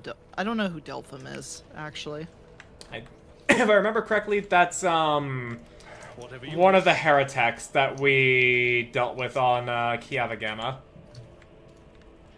Oh. Fabricator That's General. brilliant. Yeah. matters more. Okay. Yeah, you can have him. Okay, we may actually still be in Act 2 content, because I just saw the fucking dead shot stub revolver, and it's on, like, it's like Act 1, Act 2 damage. I see. So, I thought we were on Act 4 because of the Creeksmen were so tough. Those were... Yes, not? Wait, hang on, what? There's a tracker here. Tempora Causal Calculator, top left of the screen. The cogitator has captured the strange glyphs etched into the Xenos obelisk. Their meaning eludes the human mind, but even cursory analysis shows that the symbols mark certain events destined to occur within the gargantuan exhibit, and that they can be used to calculate the time until the inevitable occurrences. Huh. So we get to play... What? I'm pressing right click to expand it and nothing. So... There... How do we progress this? I'm not sure. Let's look around a bit more. Yeah. Marching on. Progresses as you interact with certain things. Okay, unintelligible voice breaks through the crackling hiss of the vox. Alright, let's examine that. Okay. Do you want me to do the narration so you can do your eating? I can read. No, my stuff is still pretty hot, so... Okay. The hissing that reaches your ears coalesce into the barely discernible words of a Vox transmission. The source of that sound is a Vox speed, tucked behind the bloody ear of a fallen sister of battle. You can do this one. How about that? Okay. Well, yeah. Yeah, okay. Servants of the Golden Throne to Alana. Shells are ready to launch. Report target coordinates for artillery support. Alana to the servants of the Golden Throne. Coordinates to strike the command headquarters. Four key. Rho Sigma. Do not target the outpost again. It is not significant. I had to remember that that's, Why like, not? how you read the, like, Greek letter. Yeah. I think it might be Kai, actually, but don't worry about it. I mean, look, I was editing my Birth by Sleep video, and fucking just, Xehanort just saying, Keyblade! And Oh. with an X. Yeah. Fair. I hope that my Kingdom Hearts enjoyers will enjoy the video when they see the particular joke I have on that. Okay.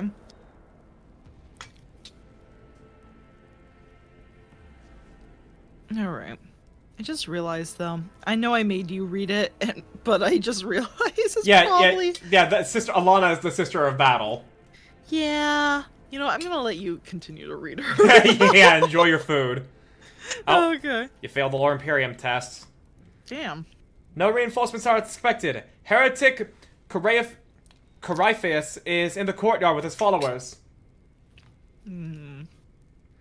I can confirm, the Duke's forces have been destroyed. The Scion escaped the flames, but I made sure he did not reach the palace. Distorted by the interference, the voice becomes quieter.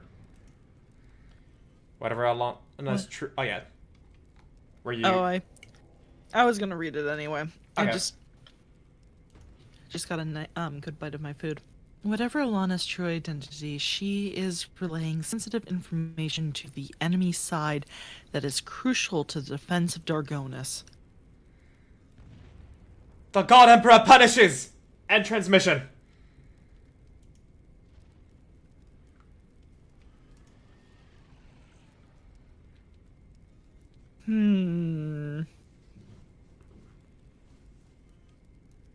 Yeah, I do kind of have like a... I mean, I didn't know that when I chose the name Argentum, I did not think that Argenta was Yeah. was a character in this game, but... Yeah, I could probably just miss. You know what? I'm gonna do it. Argentum to the servants of the Golden Throne. I have something to report as well.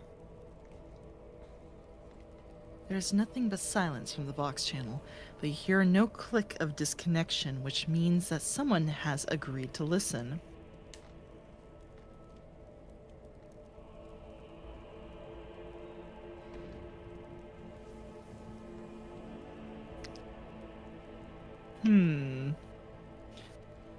Let's see, do I...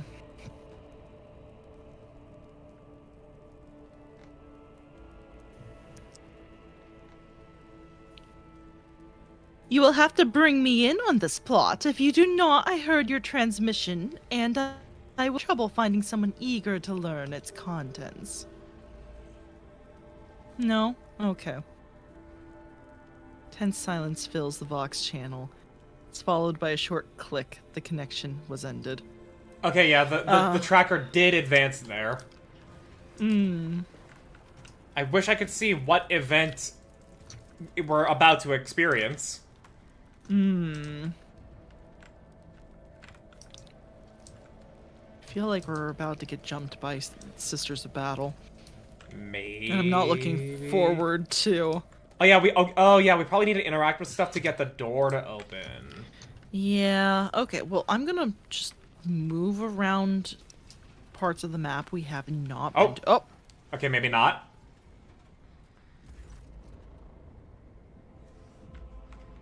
The gates of the palace look impregnable, but as you approach, hydraulic bolts hiss open, sliding into the walls. Ah, hello. Hi. Oh, it's... Holy shit, this is Siberian! Look at... Oh my god! He looks so fucked up! Oh, that's sick though! This man has lived way longer than he has any right to. He looks amazing. I don't know what you're talking about.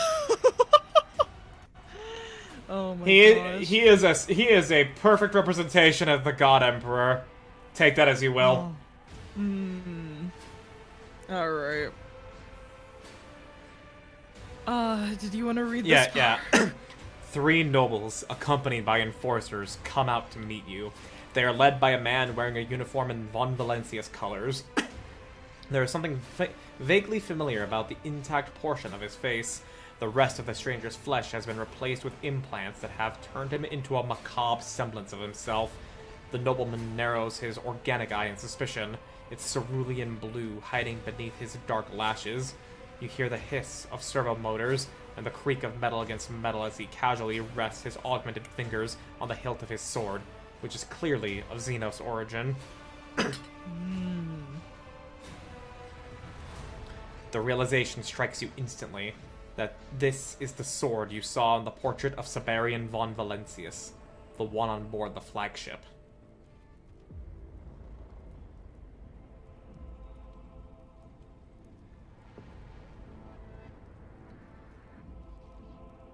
Your deeds have brought me to the doors of this palace, Sir Barian. I have been following your trail for some time. You massacre an outpost of Moravians, and then boldly present yourself at the gates of my palace. I would admire your reckless valor if you weren't so impudent. What madness compels such agents of the Golden Throne, I cannot fathom. But you shall not get what you came for. The voice coming from the Vox grill sounds weary. Noticing the Xenos in your retinue, Siberian lets out a nasty chuckle. It's Neodas flaunting the hypocrisy for my amusement. Using Xenos to fight heretics is a tad ironic, wouldn't you say? I see the esteemed member of the Adeptus Mechanicus did not refuse to abet the vigilante of Iramon. How could you turn to him after all the privileges I have showered upon the servants of the Omnissiah? The rogue trader's bionic eye lights with red fire, and even his mechanized voice cannot hide his bitterness. You. Siberian abruptly falls silent. The wrinkles around his organic eye smooth out.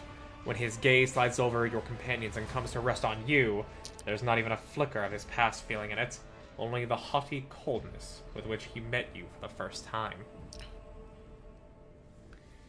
It is a sad state of affairs when loyal servants of the God Emperor are forced to fight one another like hounds at the whim of a cruel master. You do, in fact, hear regret in Siberian's voice as his fingers close around the hilt of his weapon with a metallic clank. And your master is truly cruel.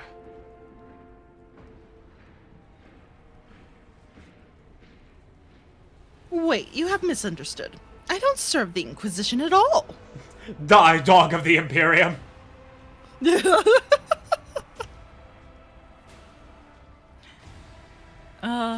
Father, Inquisitor of Iramon is no fool. I do not believe these lunatics serve him. We should give them a chance to explain themselves. Only the color of the woman's eyes betrays the kinship between her and the half-mechanical monster beside her.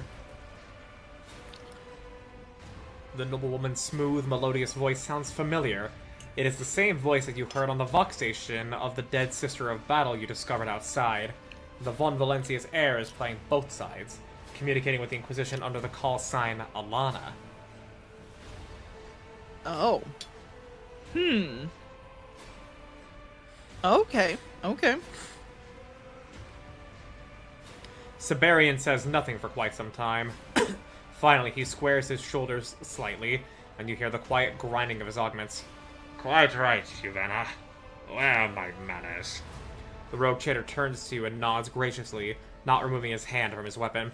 Esteemed strangers, you may introduce yourselves before I call you to account.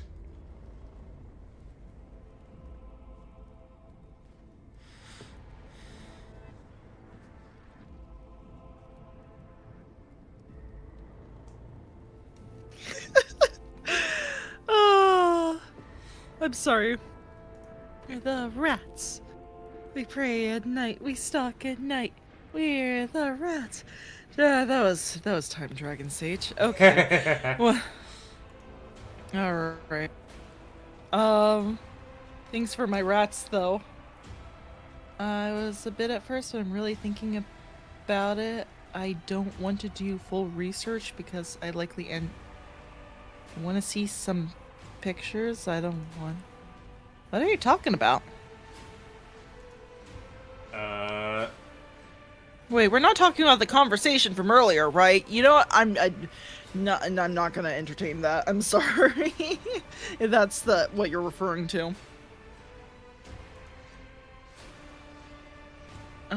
now you'll see you're in Act 4. When you're in Act 4. Oh, that's for Delphin. Okay.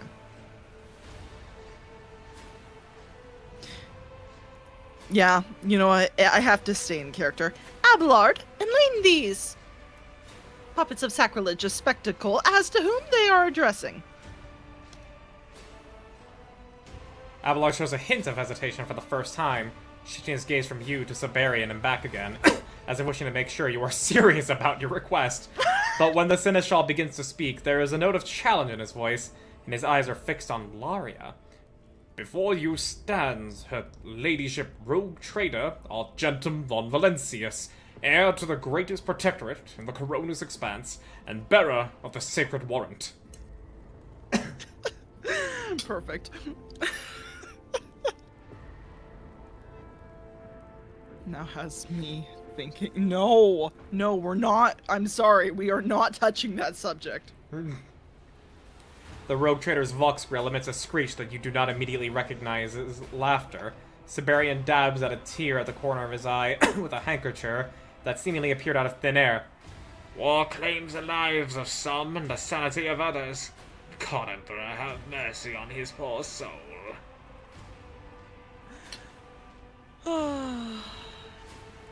I treated you with respect, one foe to another, and gave you a chance to speak your last. And I find myself underwhelmed. Siberian's tone becomes flat, as if this entire situation has bored him. I believe I have fulfilled my minimal obligations to etiquette. Guards, shoot them. Wow, you can actually just be like, guess I'll die. I guess I'll die then. No, I will not give up. I won't give up without a fight. You exchange fire with a small complement of guards, even as reinforcements are already pouring in from the back of the courtyard. Siberian lunges at you with a hoarse shout, trying to shield the Seneschal with his body, but a well-aimed shot pierces his bright blue eye. The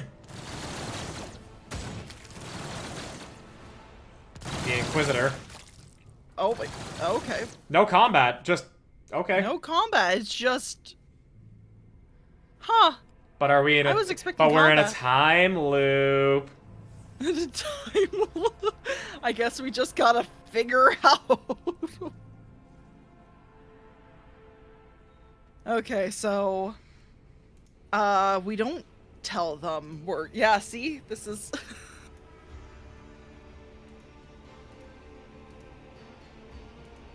Space Marines... Alright.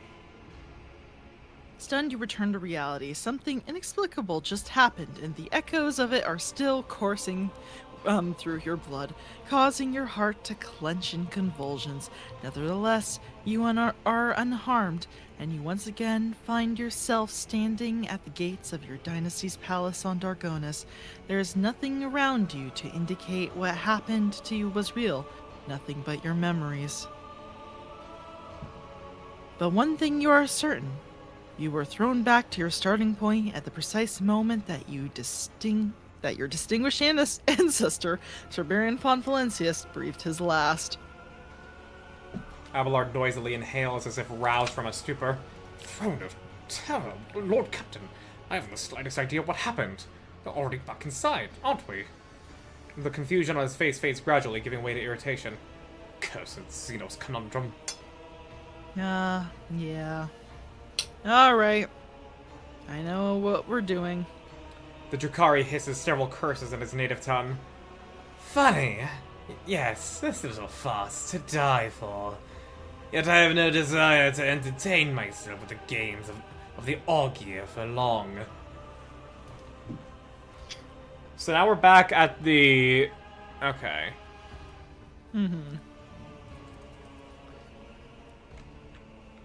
Alright, let's try this again. This is the same exact dialogue. Yeah. Yeah. Alright.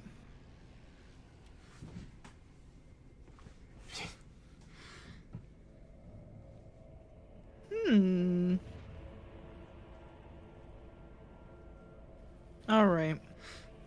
Oh, but okay, so yeah, the initial dialogue is the same here, but now you have different choices. Yeah.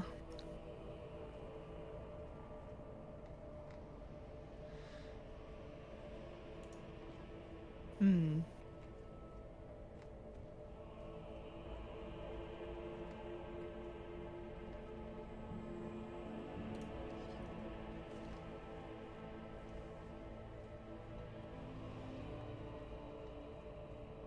All right.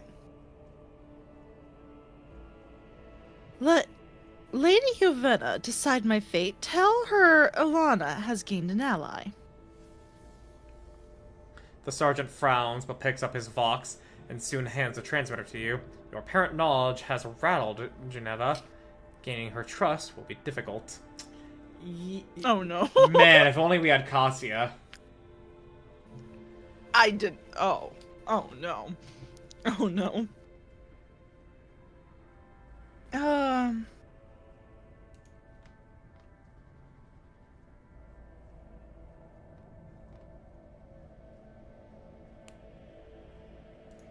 I guess we can try persuasion? Make it clear you are scared to death of defying the Inquisition and wish to be on the right side of history. The side where you survive. Nope. Damn. Sergeant, get rid of them. Ah! The Moravians grabbed their weapons before their chances of defeating you were slim, but now you know all their fighting techniques. This will be no more taxing than a genteel hunting party. So we don't need to go through the initiative now. Oh. That's nice. Yeah, that is nice of them to do that. And again, the beginning, the same outposts, the same voices, the same words you have already heard. Time does not flow here. It runs in circles.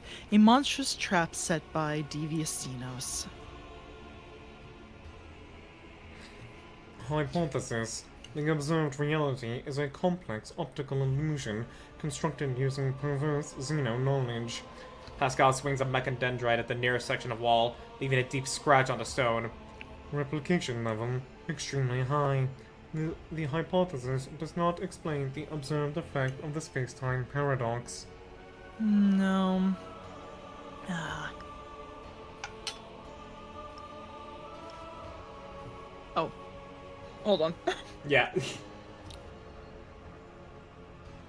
I took a bite thinking I wasn't gonna read anything yet. Juliet stands motionless with her eyes closed and arms folded. Her serenity is almost unnatural. Ogier magic lies beyond the bounds of your kin's understanding, Ellen Talk. If you hope to resist it, giving in to your temper is the last thing you should be doing. I mean, Juliet, I was trying to do that. Astounding! Aogon does not appear frightened or shocked, but rather utterly captivated. The Servoskull Nuncius hovers sedately at his shoulder. Your ladyship, this is a wholly extraordinary violation of the laws of causality. Oh, if only I could discover a machine that could realize such effects. You and your retinue seem to be the only ones here still in possession of free will. The other captives of this mysterious trap are doomed to repeat the same actions over and over again, forever trapped in the day Dargonis was besieged by Inquisition forces. One thing is clear. The lies the devious Xenos use to entangle existence must be sundered, and the time loop must be broken. The Lord Captain will not deign to spend any longer in this trap than she wishes. And that is true. Okay. I don't like to... I mean, it was amusing, but we don't want to spend too long here. Yeah. Maybe there's something else. I sense something Oh. nearby. Oh, Juliet, notice something. hold on. She did, but where is it? Hold on. Anything to advance Was the quest this for way? knowledge. Was it this bloodstain? No? Blood on Okay, Marx's someone was dragged off a cliff, so that was the detail. Huh. Heavy ring infused with a stone, with spared plasma, coat of arms, house gap rack is barely visible. House. Oh, Gabrak. Anything up here? There is one thing over here. Instead, a monument to House Valencius. Let's see, is it still over here? Yeah, it's still the Vox. Okay, let's see. Yeah. Still failed that Lore Imperium test. Interesting. Mm-hmm.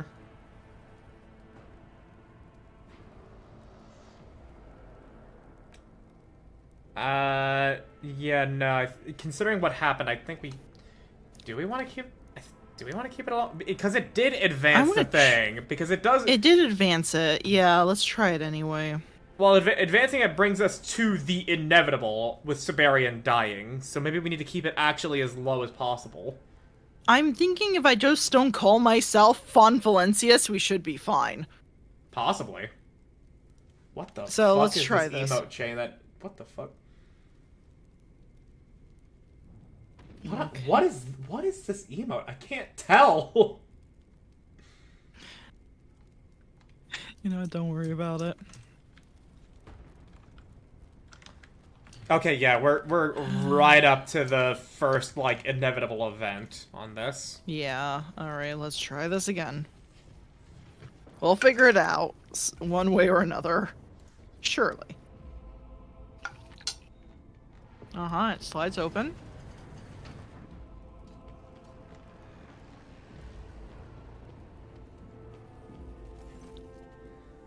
Okay.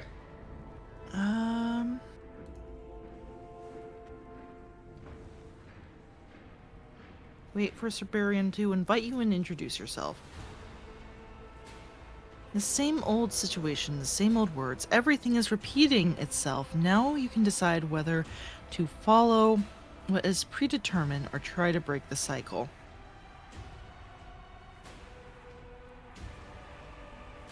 %32%.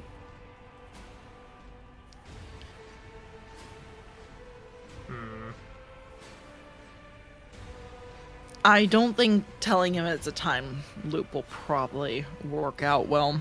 Yeah.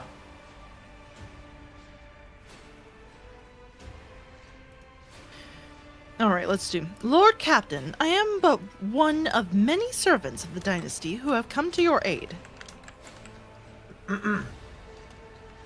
Nonsense. I would remember if I... Siberian stops suddenly. He peers intently at you before he speaks again. Confusion rings in his Vox distorted voice. Wait a moment. Perhaps I have seen you before. Or heard of you. Oh? He shakes his head as if to ward off some hallucination. It does not matter. Though your intentions may have been honorable, the defenders of my palace fell by your hand. There can be no excuse for that. My lord, the Moravians mistook us for the enemy and were the first to open fire. Siberian pinches the bridge of his nose and closes his organic eye. You suddenly see the exhausted man underneath all the augmetics. Fine. Let these fools pass. Laria, dearest, find these idlers something useful to do. And make sure they do not repeat their stunt from earlier, or I won't be answerable for my actions. Okay. Well, it looks like we might be progressing. Yeah. Oh, hi. Oh, Laria Voigtbeer. Voigtbeer, eh? Oh, no. Hey, do you want to know what your descendant did to us? Yeah, do you? Huh. As Siberian and his retinue move further into the courtyard, the seneschal bars your way. Her attire is austere and practical, as if the look she gives you. As if. Oh gosh. As is the look she gives you. There we go. When she speaks, everything, her facial expressions, her voice, her bearing, starkly remind you of Theodora's fugitive master of whispers. I am Laria Voigtvir, seneschal and close ally of Sir Berian von Valencius. My father, I mean the Lord Captain, likes taking risk. I do not. Until you prove yourself to my satisfaction, I will be keeping my eye on you.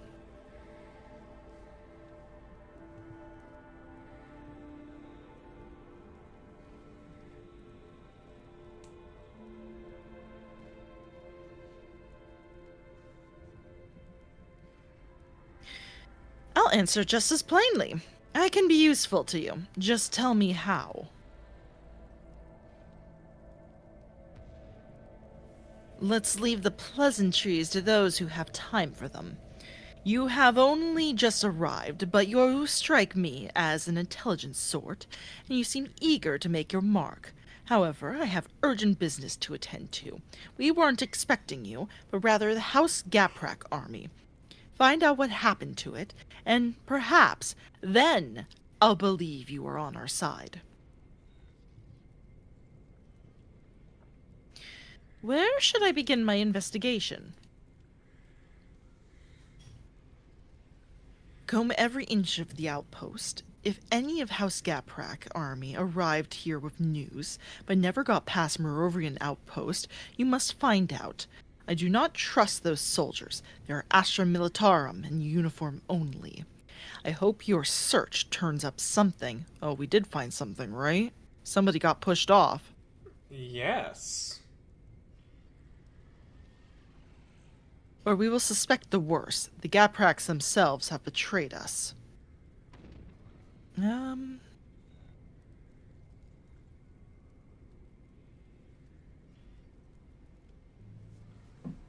I found something at the outpost. We should discuss it. Arya nods quickly, inviting you to speak further, and gives you her complete attention. Oh, there was even more evidence than I thought. Yeah. I think the ring is the good starting point. Yeah, let's start with that. I found a ring of the Gaprak coat of arms. A signet ring. That was not just a piece of jewelry, but a symbol of power. It is not something to be carelessly discarded. This is the most disturbing discovery of all. I found a blood trail stretching from the outpost to the balcony. A body was dragged and then dumped over the edge. The Merovians are no models of virtue. Sir Berian had specifically ordered that the fallen sisters of battle be honored and given a fitting burial. Before any other fallen, the Merovians were permitted to do away with special ceremonies. I found evidence of thermal damage characteristics of a plasma weapon. The enemy also possesses such a weapon, but its owner would have been an immediate target. And besides, there is no way he would have been allowed to reach the outpost. Curious. When the coincidences become too great, that means it is already a pattern. Laria is silent for a time, weighing the evidence in her mind once more. So the scion of the Gapraks was slain like a common servant, and it happened in the shadow of the Von Valencia's palace. We need the name of the murderer. Find the culprit, and I'll call you our ally. Since something akin to trust sprung up between us, that was fast. Or to call things by their proper name, mutual necessity. There we go. Laria removes the signet ring with the Von Valencia's coat of arms from her finger and holds it out to you. I imagine you know the value of such a thing. Henceforth, you may speak in my name. Be kind enough not to tarnish it. And we received Laria's signet. Yeah, this is actually really good. While the item is equipped by the rogue trader or their seneschal, While the two are adjacent, the Seneschal will instead suffer any damage dealt to the rogue trader, except damage over time effects. Now, this would be really good. However, you don't worry about the injuries you suffer, and so long as you don't die to your own ricochets, it's probably fine. Abelard is way more liable to die just because you hit him accidentally. I would accidentally kill him by shooting myself in the face. And then it would hit him. Yeah. Yeah. So, this is a good item that's not good for this playthrough. No, it's really sad, but yeah. Alright. Tell me everything you know about the reinforcements. Frankly, the information is scarce, which is disheartening. The reinforcements should have arrived no later than half a day ago, but something delayed them. We do not know their numbers or the names of their commanders. We had hoped to meet the Gaprak Scion on his arrival. That is all we were able to find out. The Vox frequency of the Gapraks is silent, even in the rare moments when we manage to get through the interference. Laria squeezes the Vox transmitter on her hand in irritation, as if it were the one being stubborn and refusing to answer. I mean, machine spirits, man. Do I ask this? You know what, sure. Aren't you a tad hasty in trusting a stranger? You are loyal to, you are a loyal vassal of the House von Valencius, after all. With good references. You notice Laria frown at her own words. But the very next second, her face becomes unnaturally serene. Besides, we are in no position to be casting allies aside. So, where were we? This abrupt change in her is alarming. It is as if Laria is striving to make your presence fit into the current scenario, trying to make it make sense. It doesn't. That is all for now. Very well. I await your next report.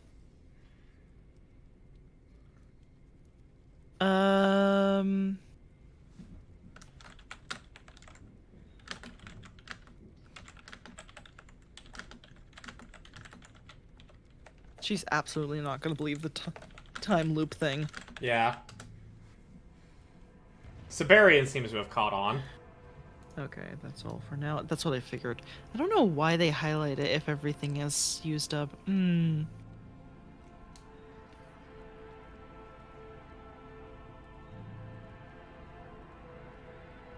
guess we just gotta find the Gapraks, or their base first? Their camp? You now need to find their killer. That's what the journal update said. There we go. Alright. Well.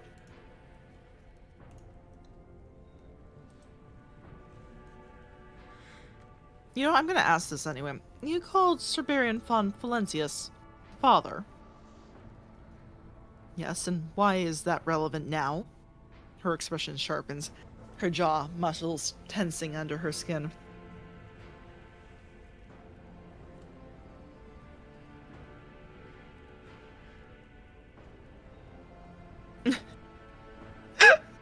Oh, so this is where the von Valencius blood and the Voigtvirs come from? I would rather not discuss the matter.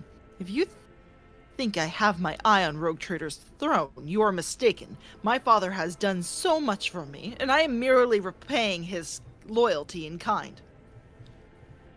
How'd that come about? In the usual way, a alliance between the powerful. If you want titillating stories or sordid tales, I'm afraid I cannot oblige. Tired creases form in the corners of Laria's lips. This is not the first time she has had this conversation, it seems. That's enough about that.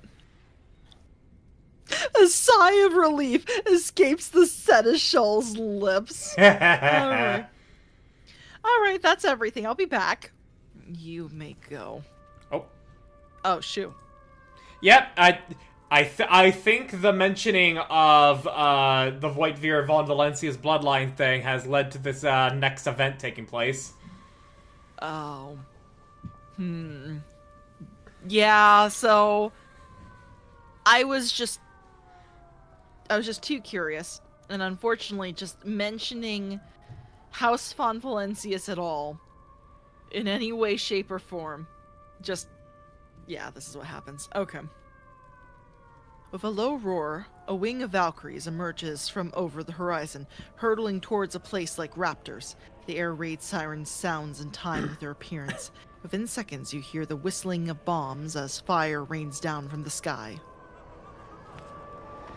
Oh no, Siberian! Oh.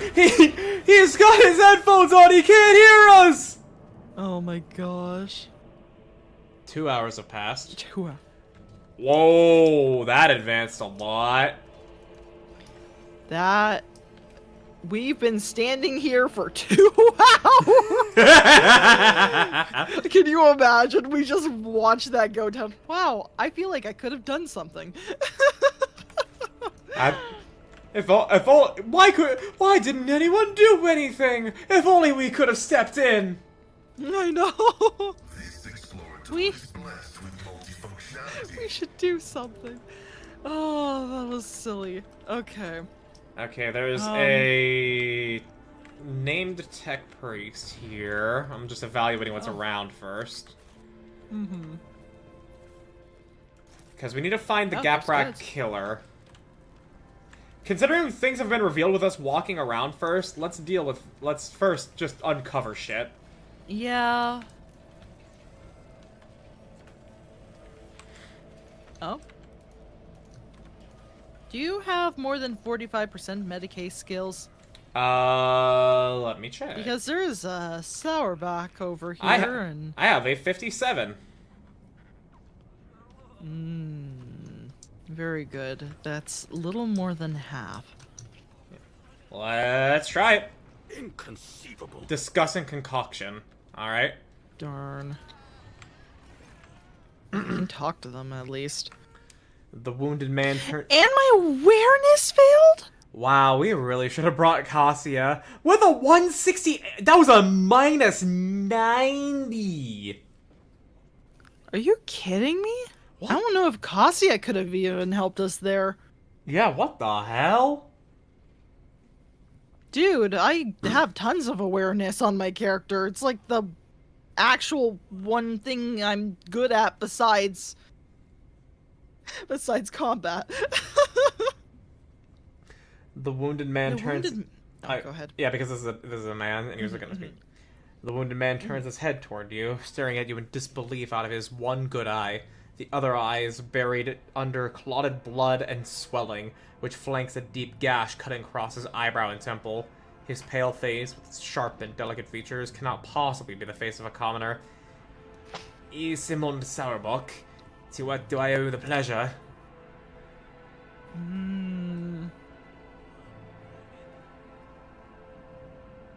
Are you the man-at-arms serving the Von Valencius dynasty? No. I command the enforcers as part of the palace defenses and hold the rank of captain. The man shows you the insignia embroidered on his sleeve. I lack the noble status required for a higher appointment. A minor setback.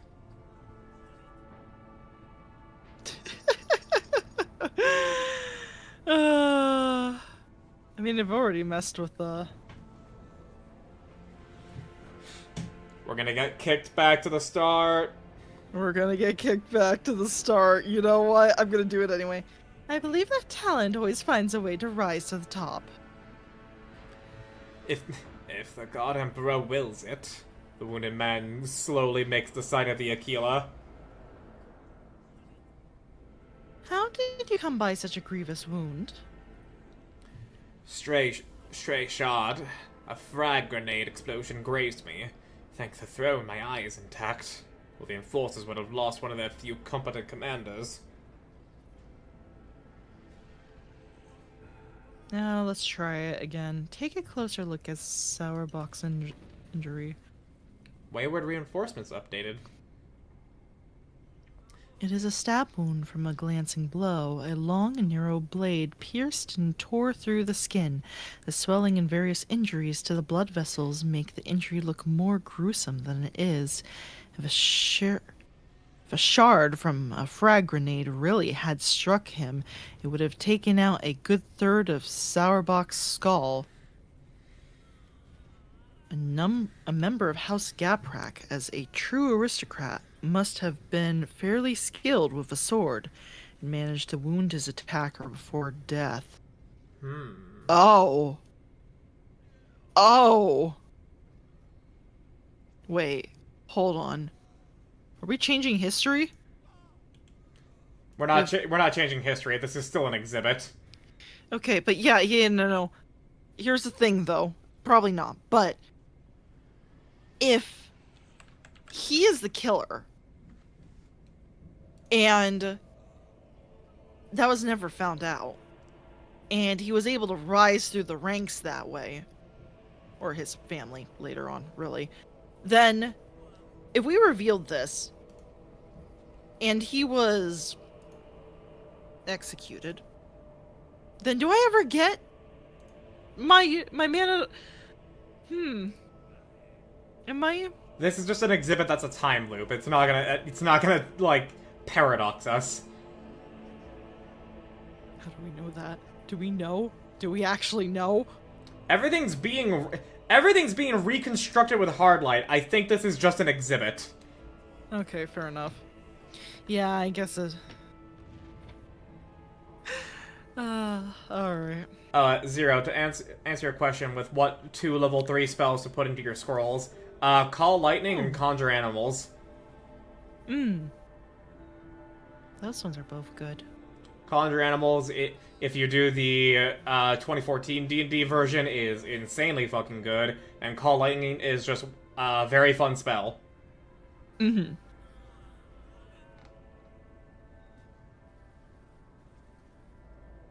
The troops of House Gaprak sent to help the dynasty. What can you tell me about them?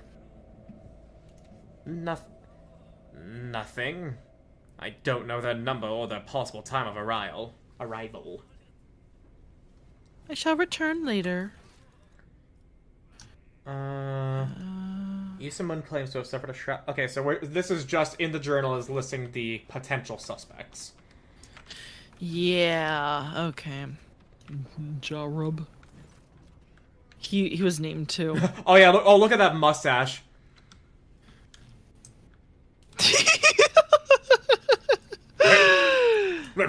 Hail! The Moravian salutes you and stands to attention, drawing his awkward form to his full, unimpressive height. Sergeant Daruba Vokchik, 32nd Morov at your service. I love it. Surely this man is not a killer. What? I've only ever killed opposing enemy soldiers. What are you talking about?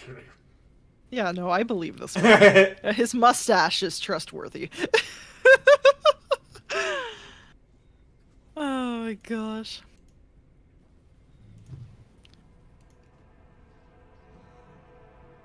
Okay, let's not mention the sky grid. Who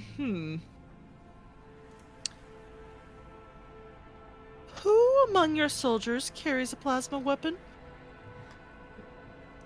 Okay, another one.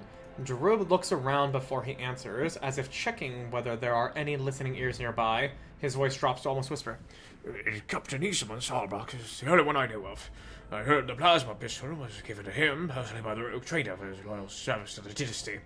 As you can imagine, it's an expensive piece, engraved with his initials and all. Guns like that aren't for the likes of me, or ordinary enforcers either. If I'd been given a reward like that, you can be sure I'd put it to good use. I just might improve my lot. Huh. Forces from House Gaprak are supposed to arrive here. Do you know what happened to them? House who? Jarub moves to sheepishly scratch the back of his head, but catches himself. I wouldn't know, my lady. My units had not reported any reinforcements arriving. We're making do with the troops we have. Ah.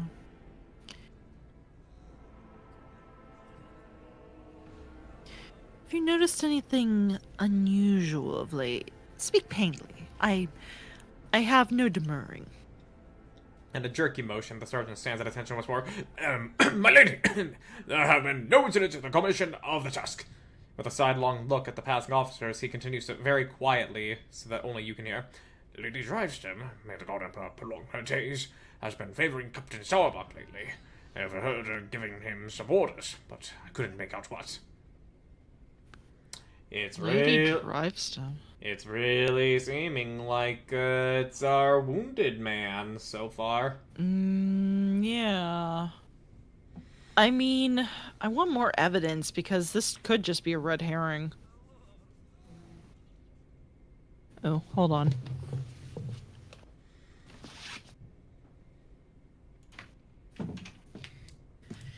Sorry, Lord Dom, this is getting ready for bed.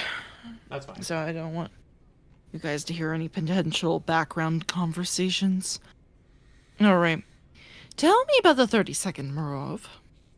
I'm no great storyteller, but if my lady insists. Jerobe's expression darkens. Every one of us Barovians is guilty before the God Emperor. Terribly guilty. We wash away our wicked deeds with blood, dying for humanity. No matter how petty the offense, death for the glory of the Golden Throne awaits everyone in our regiment. He shivers as if from a sudden chill.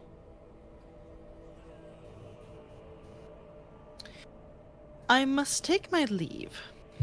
The sergeant drops into a low bow in farewell. So if you look at the journal, Isamund claims to have suffered a shrapnel wound. Isamund possesses a named plasma pistol.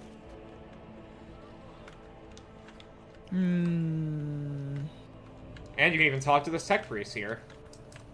Oh, cool. Hold on. Oh, never mind. Oh, wait. Okay. Exalt 117! You won't talk to us? What a shame. Aww. Fascinating. Yeah, Let's take a look. indeed. Oh, hey, Lady Drivestem. Oh. Oh, you're already over there. Okay.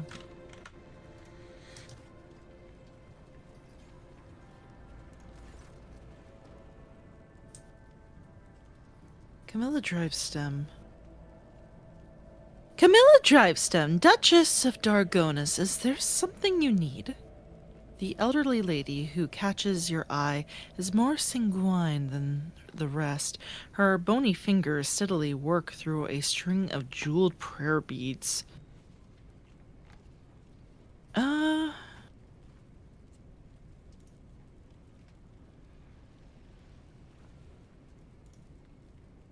You were recommended to me as an exceptional conversationalist. Could I beg a few moments of your time? My time is valuable, so please do not waste it. With the loss of the Gaprak forces, the Drivestem army has been left as the dynasty's only source of support, and as the Marshal of the Dominion, I have much to plan.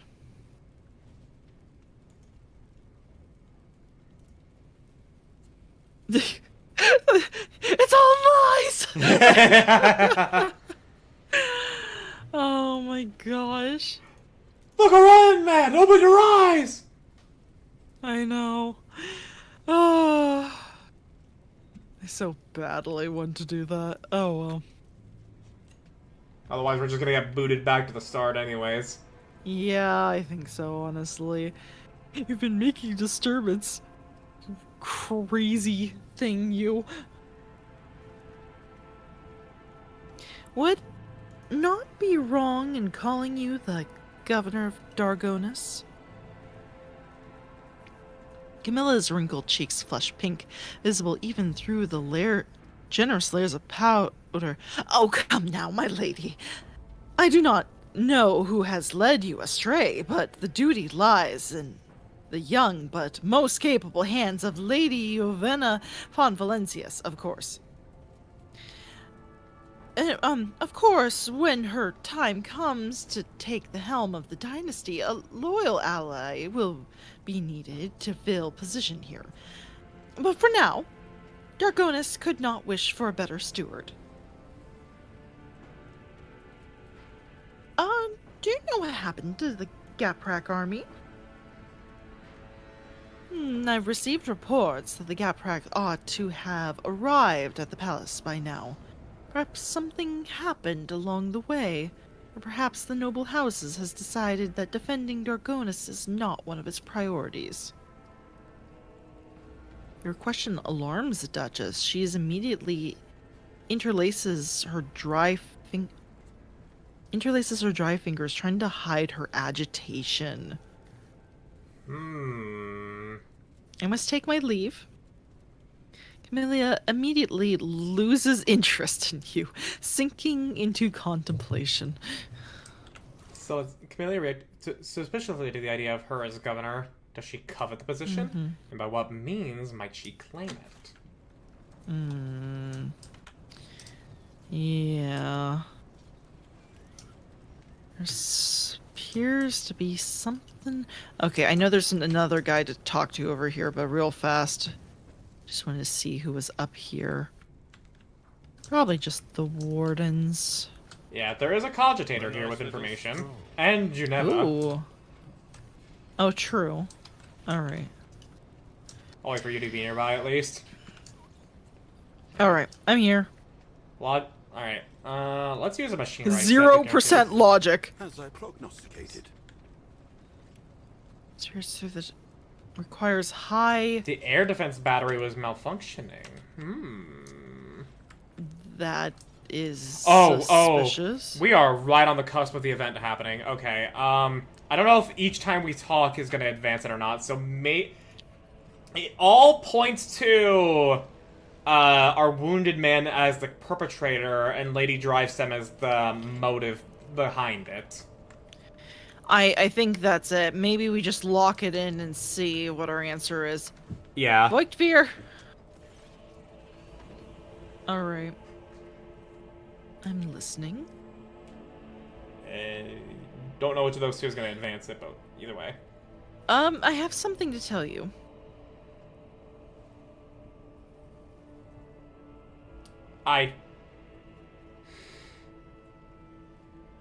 Huh. This is currently not aiding in the mission, and it may send us back to the start. May or may not have fallen asleep for a bit there. Not because y'all, but cause... If you fell asleep in the middle of that because you're that tired, I don't fucking blame you. Look, I'm already used to a lot of people saying that they use my streams at, like, to fall asleep to, so I don't take offense to that.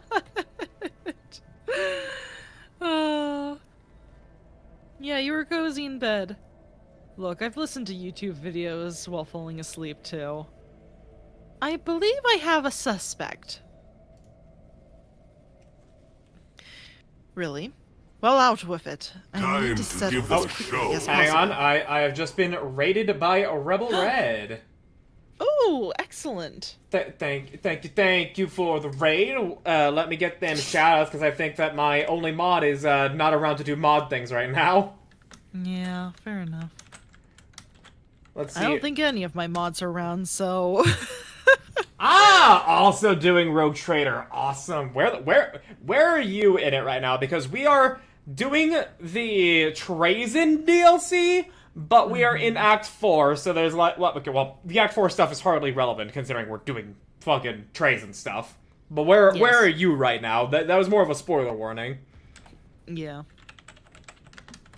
Oh no, Nora's here. Oh, okay. You were here. I just was unsure given how long it's been since your last message. Howdy. Just now doing stuff in Footfall. How dare you assume I am not here? I mean, look, I don't know half the time. I'm sorry. Look, you need to get some rest sometime. We're not insulted. We just expect it. Or at least we thought maybe you wanted to do that for a bit. Yeah, but you've made it to football. So how yeah. What decision did you make for the planet? Did you let it become a demon world? Did you blow it up?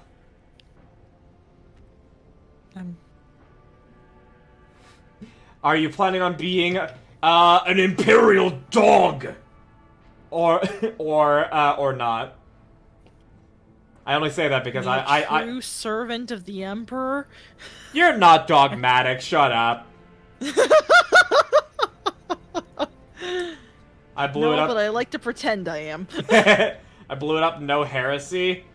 Okay, so Yeah, that's right. yeah. So you're not being a heretic. All right, yeah, cause my playthrough, I went full fucking blown heretic, and Argent here is going iconoclast, but she has gotten all the benefits of the other two to their max rank once you've locked it in. Dogmatic is fuck. Filthy, Yes. filthy servant of the corpse, Emperor.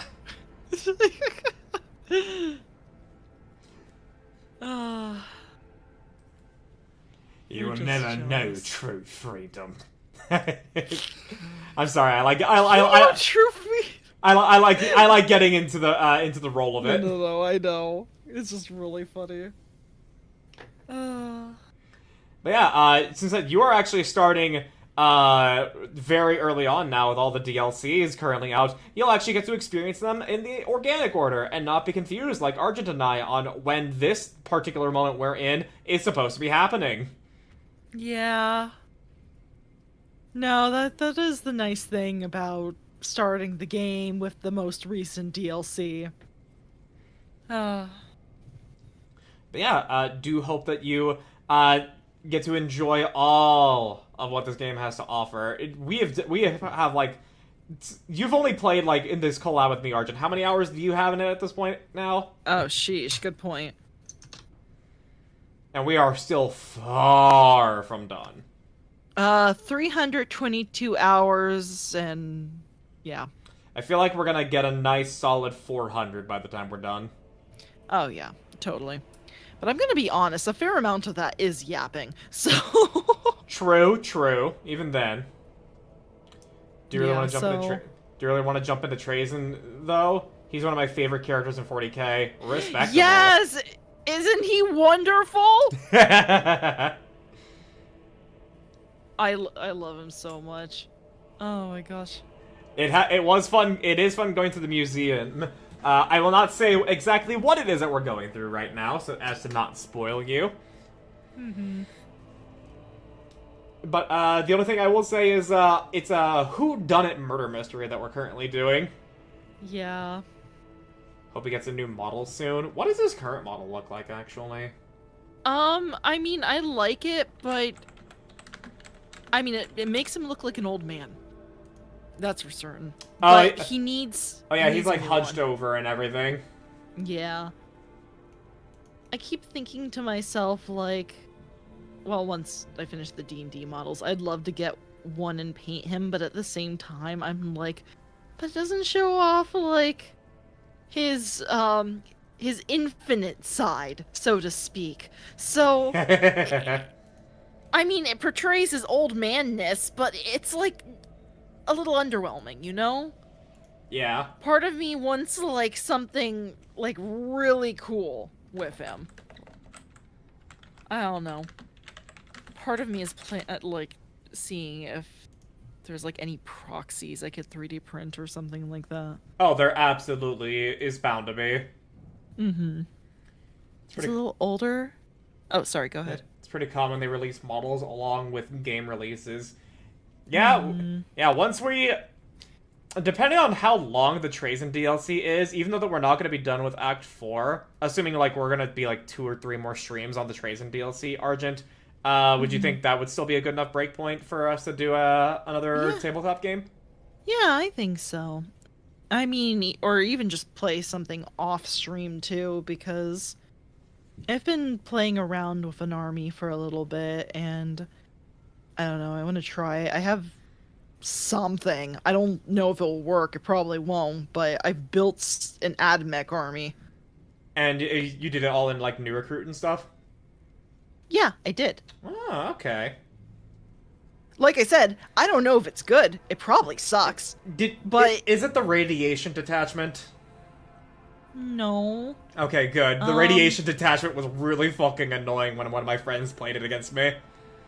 Yeah, I'm playing with a lot of. I'm playing, shoot, the Skitari one, basically. Okay. Yeah. Infinite might as well be a But, oh, trigger right, word I was right going to now. say. Oh, gosh. Infinite might as well be a trigger word. Yeah. But yeah, they're also. I've mentioned this already. But I really hope that is the case, that they are releasing a new model for him, because the pre-order for the sequel for Infinite and the Divine has been dropped. So surely they want to do a model with that, right? And the Trazyn DLC. Games Workshop's relationship with things that'll make them money is very weird, so who knows? I don't know, but I would. Yeah, you know what's going to happen? They're going to, if it does happen, they're going to announce it, and I'm going to do the same exact thing that I did before, where I was waiting the moment of, and the website is not going to function, and not going to let me even put it into my cart, and I just won't be able to get it, and it'll be upsetting. Is it called by its true name, Old Man Yowie? Old man, yeah. Oh. Oh yeah, also, Rebel, if you do need to take care of yourself post-stream, do not worry about it. Do not let us keep you to go take care of yourself. But if you are down to chill a little bit as we solve this whodunit bit in the Trazyn DLC, spoilers be Yes. warned, feel free to stick around. But, yeah.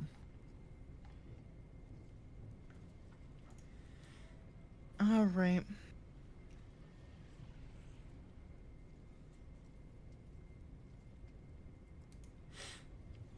So, what are we Yeah. going to tell Laria? Zauerbach is lying about his injury. Even as if Isamon, oh my gosh, Isamon did duel with the Gaprak Scion without the latter's sword, we can prove very little. Well, Zauerbach is the only person with a plasma rifle, a gift from your father. That does cast a shadow over him, or simply makes him the most convenient suspect.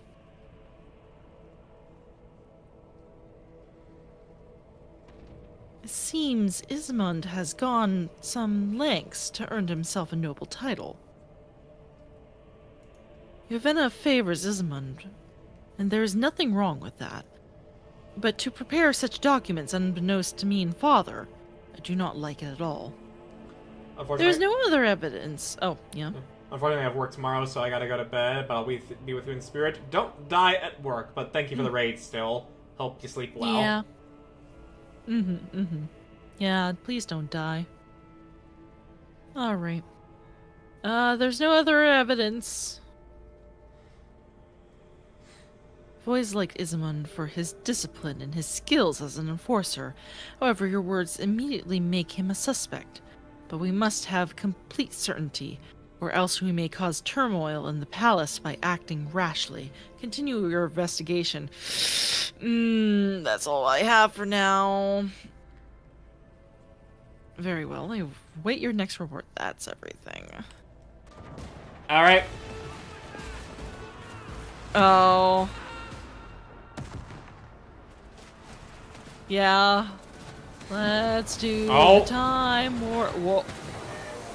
Incoming tank. Goodbye, guardsman. God. Yeah, but...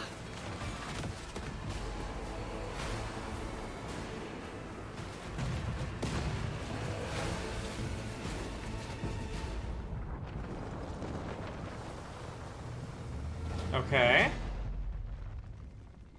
And we don't reset. Oh, okay. We're not resetting yet. Okay.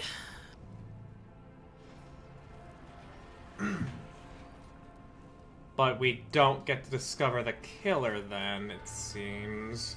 Darn. So... I don't know if this is like a missable quest or anything. I guess we'll find out. Yeah.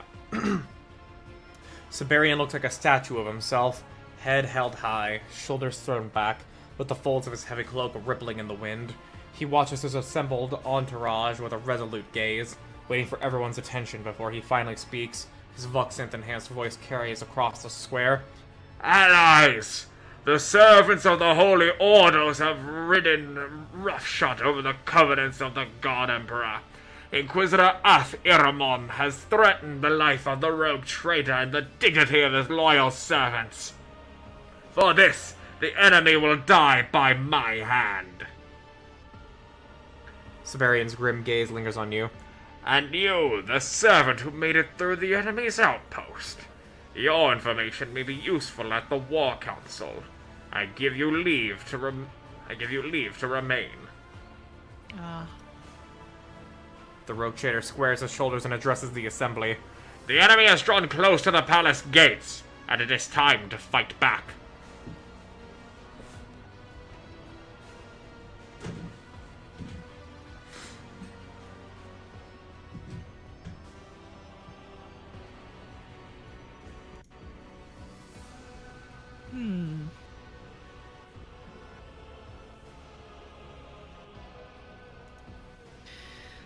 Pardon my impertinence. Would your lordship care to hear from your vassals before the battle? My life is not the only one at stake here, but all of yours as well. I will listen to anyone who has something to say. With a quiet word, the lens of his optical implant focuses on Laria. The Seneschal will be the first to speak. The rogue trader's decision is not to everyone's liking. You see wry smiles and tense looks, but no one dares argue. I will be brief. Laria speaks matter-of-factly, as if reading from a report. The enemy vastly outnumbers us. The best place to stage a line of defense is right here in the inner palace. Loyal people and military prowess are the only things we can rely on, your lordship. Oh, Exalt. Oh, Okay. there's- Oh, wait. Well, what's this? You persuaded Exalt to obey your orders. When? What? Yeah, when? What? Oh, let's not worry about it? Okay, don't worry. We're not worrying about it. Careful partitioning of the situation will facilitate a satisfactory conclusion to the confrontation. The tech priest emits a low binaric trill. My cogitational capacity will be redirected to calculating optimal defensive tactics. Siberian turns his head toward you, and his implant responds with a metallic grinding sound. What about you? Surely your advice won't be to lock ourselves behind the gates and wait for the enemy to present himself to be slaughtered.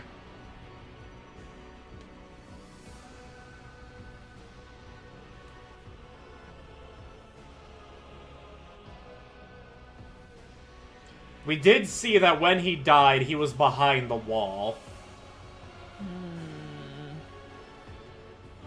That's true. But also at the same Yeah, I was time, kinda putting him in thinking front of the that. wall is just gonna give him a new opportunity to die. I mean, during the last iteration, that wasn't technically true because we killed him when he was outside of the wall. Yeah. So,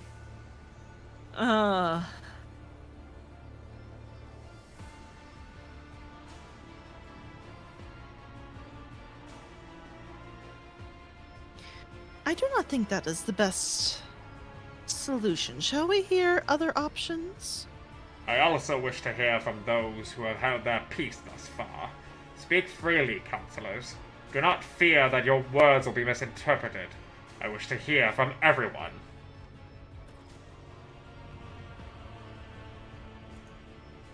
Father, Yuvena takes a step forward and stares intently at Cerberian. Please trust me, just this once. Our enemy is strong and formidable, but reasonable. I am skilled in diplomacy. Let me go to Diodas af Iramon and treat with him on your behalf. It will only make the dynasty stronger. If my way fails, then let the Meltagans and Lasgans speak in my place. I have seen a great many things in my life. Proposing an alliance can often accomplish more than declaring war. A well-timed agreement will increase your influence 100-fold. Even one made with an enemy, especially one made with an enemy. I, Isamon Sauerbach, am prepared to undertake the mission of protecting the negotiator during a diplomatic visit. The enforcer gives a curt salute. Let's not do that. They all seem very much... Yeah. But... yeah. The rogue trader catches your eye. You suggested I listen to my retinue. What do you have to say? Do you, too, think one can negotiate with a rabid Grox?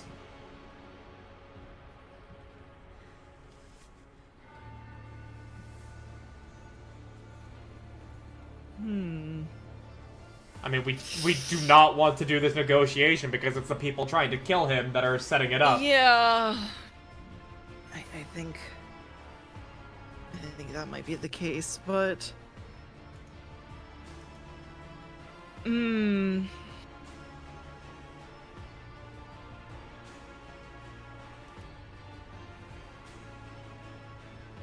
I see no point in negotiating. It's too late for that. Enough! I have heard enough. A frustrated trill erupts from Siberian's Vox grill. Look at yourselves. This entire council is a farce. A despicable sham that has forced me to waste precious time. My retinue is incapable of finding the consensus.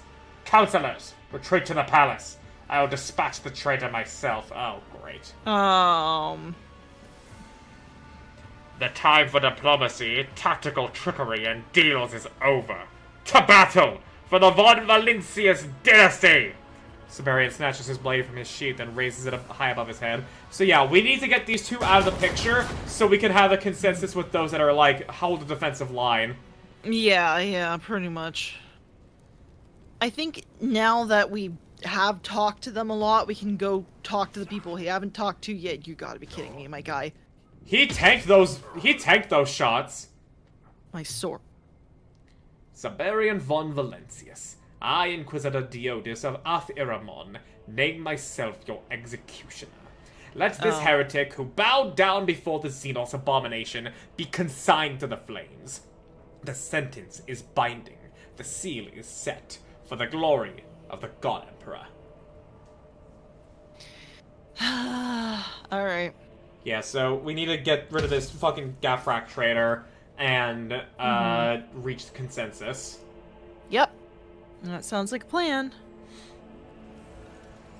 And there we go. Everything's done all over again.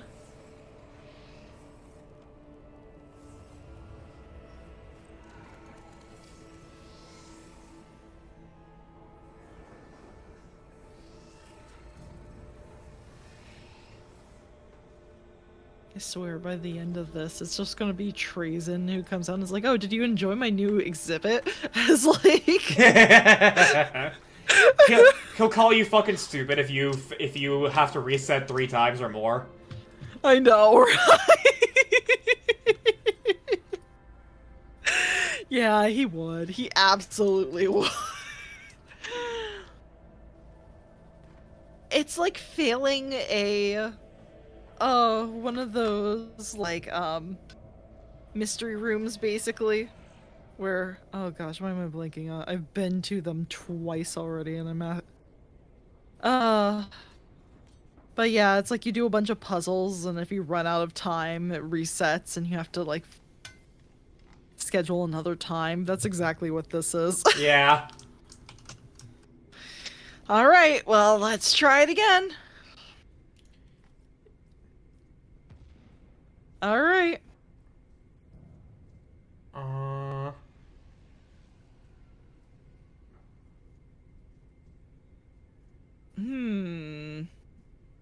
We can choose Gaprak now. Yeah, we're getting more and more things to say. You can even say that you are Diodas. Yeah. I know. No, well, the Diodas of Aramon was there before, which is really funny. We Yeah. haven't tried that yet. Escape room, thank you. That's the word. Yeah. I want Thank to. you, Nara. I saw a montage of people in like horror themed escape rooms, and they're like doing Scooby Doo antics with the fucking like monster of the escape rooms. I did that, basically. You actually did do So- Scooby Doo antics? Yeah, do you want me... Okay. Allow me to explain our little horror asylum escape room that we did with some streamer friends, basically. It was kind of this, like, multi-stage laboratory type of asylum, and there were, like... We had, like, this mastermind who was like, oh, you need to figure it out in time, or my conspiracy will brainwash everyone in town and take over the world. It was really cool. It's like a multi-shot type of thing. So my group and I were there for like the previous two as well. So this third one that we were doing was especially horror themed, where it was like we would get additional like hints and stuff if we went and we did these challenges. And so each one was kind of related to a part of the body. So it was, I believe, the lungs, heart, brain, intestines. I think that's 4, but I thought I remembered 5. I think that might have just been 4. It's been a while. Forgive me. Mm-hmm. But I ended up doing a lot of them. I took I took aggro for most of our group. So the first one we had to do was, I believe, the lungs. And this one I was excited to do. No one else was excited to do, so I was fine with it. It was basically, we're gonna put you into a claustrophobic space, and you need to go grab a key, basically.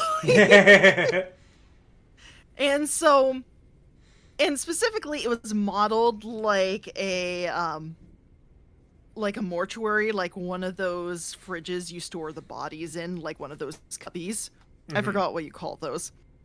And so I was laid down and like, just like, peace guys, I'll see you on the other side type of deal. Going, yeah, hold on, our monster had a name. Do I still have my card? I have a little freebie from him. We're good friends. Because from one of the previous adventures, yeah, hold on. From one of the previous adventures, he was just hanging around, kind of giving hints, but he wasn't actually attacking you at that point. Attacking, quotations. He's a good guy. He's cool. But I played ball with him. It was supposed to be one of those creepy things where it's like, oh yeah, it rolls out a ball to you, and it's like, where did it come from type of thing. But I rolled it back, and so he gave me a get out of jail free card that I can use anywhere. And so I still have it. I didn't even use it for this adventure, basically. But yeah, no, basically, the first one was the claustrophobia one, where it's just like, yes, you gotta crawl through these series of tunnels to grab your key. And sure enough, went through it, got pulled out, it was fun. Second one, you had to try chemicals and guess which ones were correct. And if you did guess correctly, you'd get the next key. They were pretending Gatorade was like Pine Sol or something like that. It was pretty funny. Not egregious at all. That was the second one I went to. I didn't do the brain one, but I did get to see what it was like afterwards, and it was kind of along the lines of you had a partner, and you had to kind of get what the other one did correctly, so they would show you images on a screen, and you'd have to respond like, oh yeah, I'm seeing the same thing as you are, type of thing. Some of the images were creepy. It had some trypophobia kind of warning. Yeah. Oh, hey, hamster. You're just in time. One sec. Okay. But yeah, the last one that I didn't want to do, but I got forced into doing, was the courage one, or I think it was the heart one, whatever they were doing. Basically, they had a room where it was basically don't get caught by the monster type of deal. Uh-huh.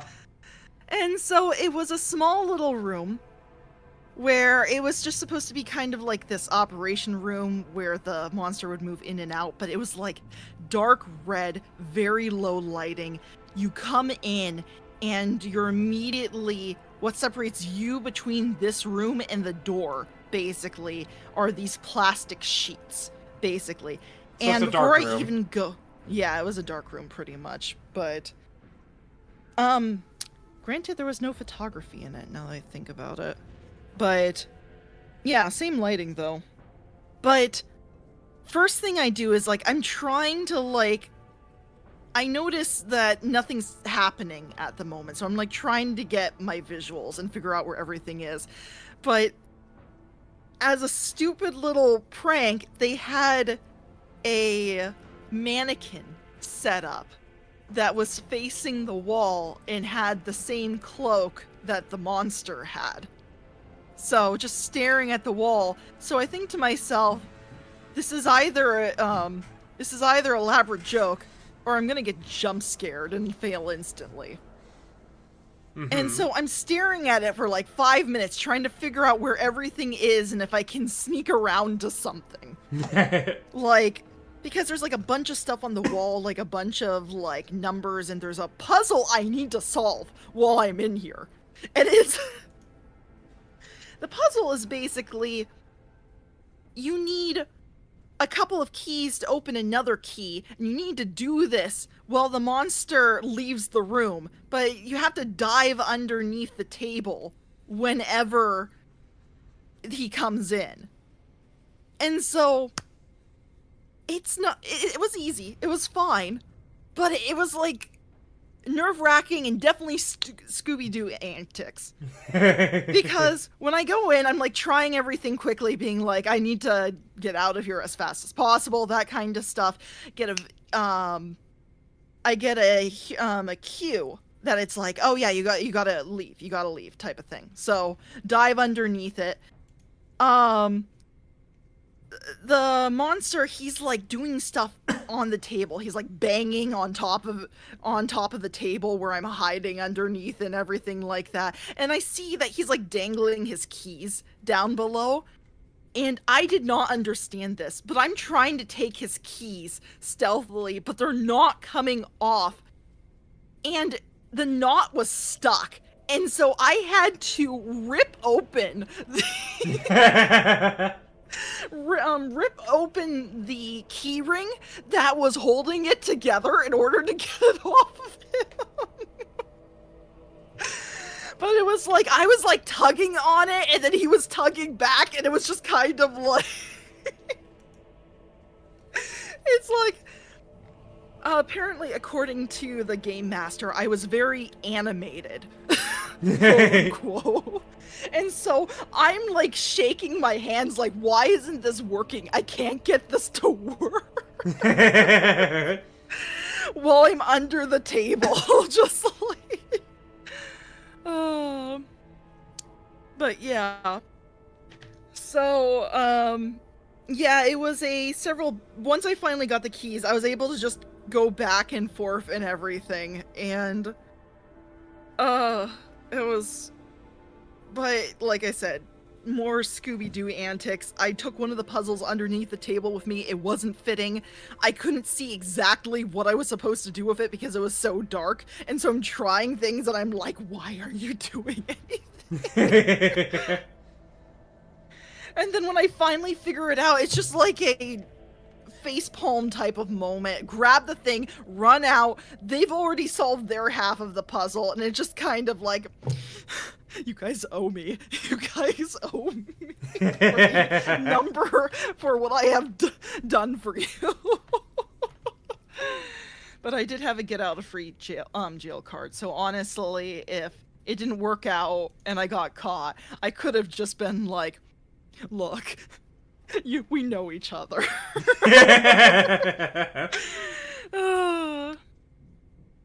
But yeah, I recommend that one. It's a really good escape room. I need to check back in with Anne and Benzo if they know if like part 4 has come out yet or anything. But yeah, there we go. Hi, hamster house. I'm a giraffe. I'm a giraffe. Yeah, everyone say Colorado. I'm sorry, I love that too much. I forced Lucy to do it last night too.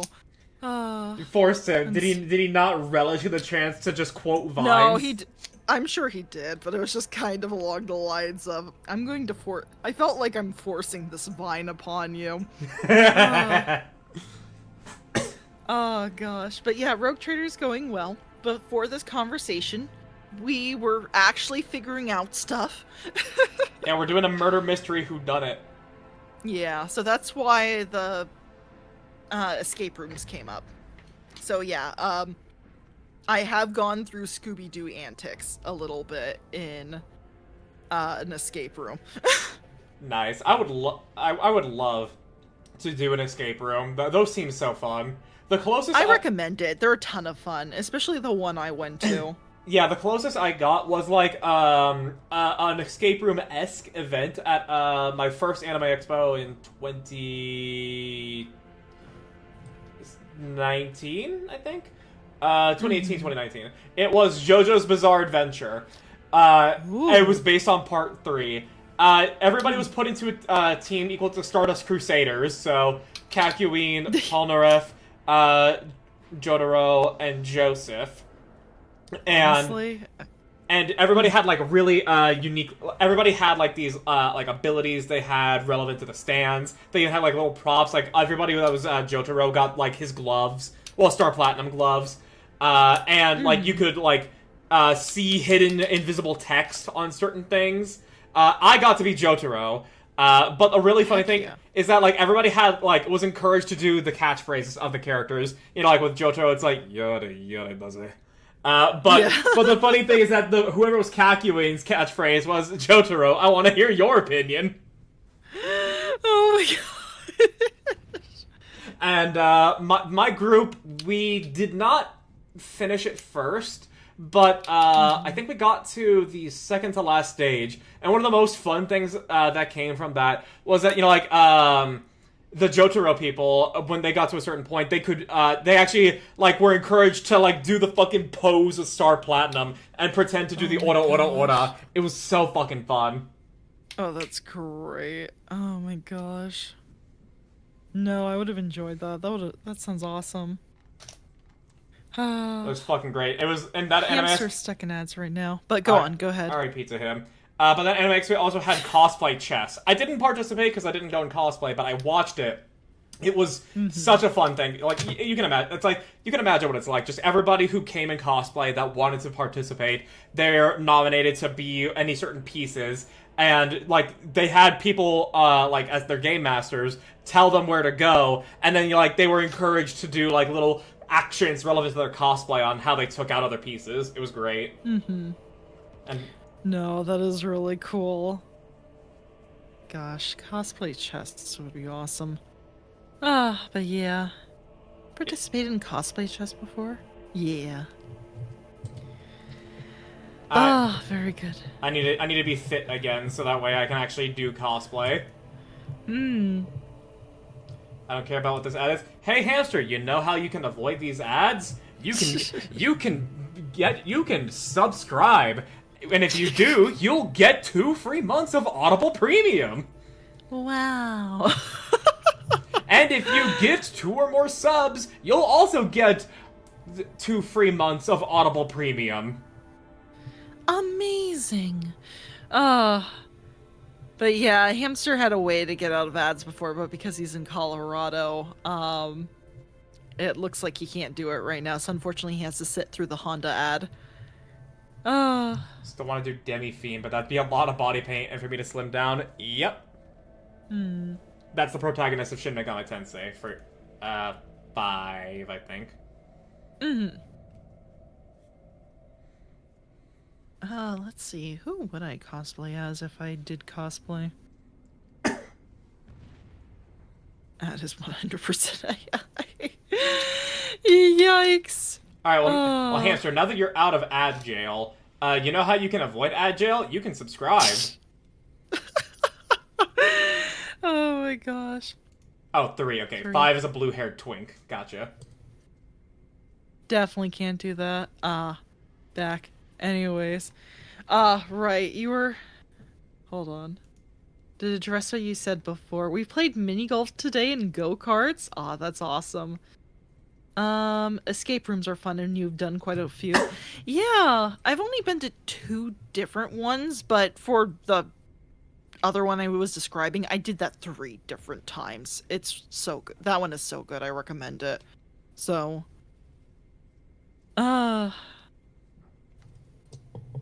yeah, like I said, I did that with IRL streamer friends, so that is a definite recommendation.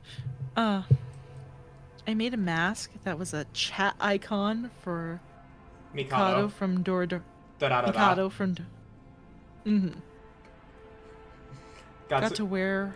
Oh, go ahead. Yeah, got to wear whatever clothes I wanted because it was meant to be like, ooh, who is it? I don't know if y'all have seen da-da-da-da, but the way I took a piece was mild spoilers. Yeah, I love da-da-da-da. Okay. I have not, but I don't mind spoilers, but then maybe someone else in chat might, so I... Well, Arjun, do you like stories with a shit ton of characters that are actually maintained pretty well in terms of writing? Do you like Doolahans? Do you like Crispin Freeman and Johnny Young Bosch beefing with each other? Then da-da-da-da might be for you. I love Dullahans. Well then, yeah, watch da-da-da-da. Alright. Fair enough. If only for the Dullahans. Alright. You know, the blue cat icon was Mikado and who he is in the greater story. Yes, I know the thing with him. I don't know how much other people in the chat worry about spoilers, like, I understand, like, who he is in relation to everything else there. Oh, they're specifically headless ladies? Yeah. My Dullahan. interest has been lost. That's there's a Dullahan in there who has lost her head. Yeah, no, I'm talking about headless men, okay? I mean, I still think you'll find this Dullahan girl to be your favorite character.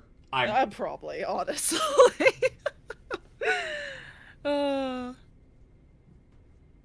You'll send a picture of Megabed.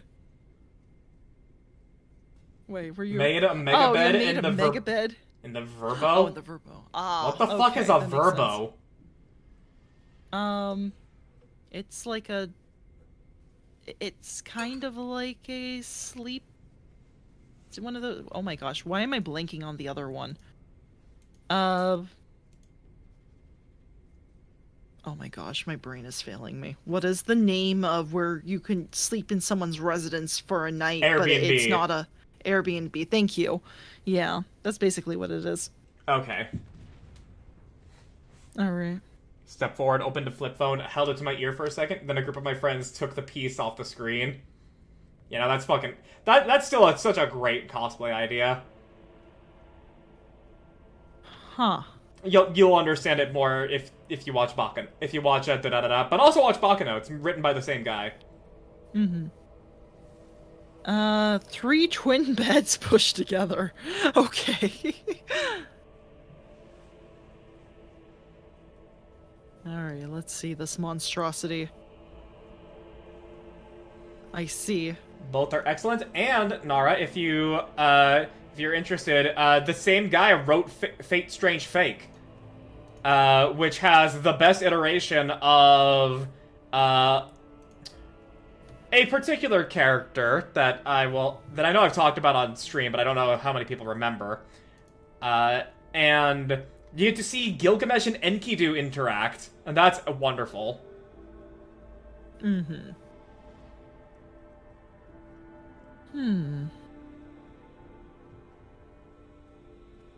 I don't know who those are, but I'm sure it is wonderful when You they don't. interact. The Epic of Gilgamesh, Arjun. I would have thought you would know about that. Oh, you. No, the epic, not the anime, but No, not an anime. Like, the fucking... Fate uses historical mythological figures, and Gilgamesh Yes. from the Epic of Gilgamesh in real life is in I it. know, but Oh, that's so- not one of the. Okay. Oh, sorry. Here we go. So, I feel like... Okay, there's some misinformation on my part here. I'm sorry. oh no, it's partially me not paying attention. Other part of it is also, I am not as familiar with the Epic of Gilgamesh as I am with other legends, honestly. Oh, So- okay. Yeah. So. Yeah, that's my assumption there, thinking that because you just, like, you know a lot of these things, that you would have known that as well. Yeah, no, not in this case. Honestly, it's a fair assumption because I do own the book, but it was supposed to be something along the lines of, yes, I'm going to read this, but then college became college, and Yeah. there was a lot more reading than I intended, and it just kind of fell to the wayside, and so I never ended up actually reading it. Gotcha, okay. Yeah, so. No, unfortunately, but it is a fair assessment. It is probably something I should have read, but unfortunately, the Mabinogi and the Vorsung sagas took up my time. Okay. I think that was actually the same time as that too. Speaking of college, I go back this Saturday. Woo!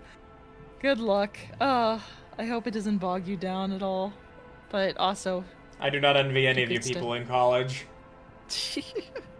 Like, if so many people in college right now. It's funny. Go on. like, if somehow the economy resets to where going to college is not gonna make you, like, indebted to everything for the rest of your life, then maybe I'll go to college again. But until that... I mean, granted, you can go to college at any point in your life. It's an absolute lie that you have to take it, like, right out of high school. Oh, absolutely. I'm aware of that. But, like... Oh, good. But, the reason I say I'll wait until the economy resets is because, no one in my family can afford supporting me to go through college. And also, fuck student loans. I refuse to put myself in debt. No, please don't do that. I don't recommend that for anyone. Look, I was lucky, okay? Because I basically did one of my state colleges, it was very low priced, and so my family was just able to say, okay, we're just gonna pay it off. We're not going to deal with that.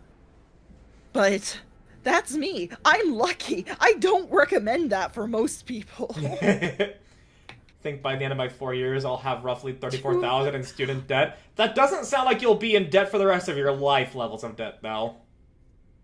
There's interest on that, though. Oh, right, yeah, to where they decide, we gave you money, but you need to give us more money, because we want more money.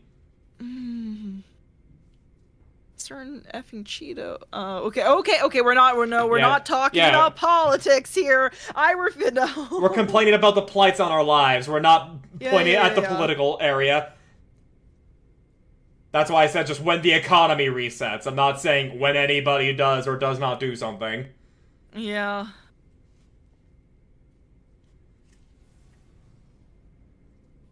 Bro, I just seen one of the most out-of-pocket Warhammer memes. I feel like this was probably brought about by what we were talking about earlier. So, I'm not gonna ask about it. I understand, but if we're talking school and money, it's kind of a factor. I mean, we don't need to, like, actually address that specific point. It's a matter of just like, oh, woe was us, is basically what the conversation is like there. Yeah, I was for the woe is up us. I'm not bringing up any sort of political parties, period.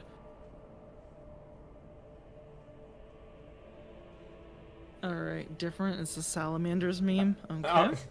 The fact that you're saying out of pocket, I'm already getting ideas. I'm gonna move on. Let's move on, yes. I'm well aware of the circumstances, and my name should be familiar to you in turn. Gaprak.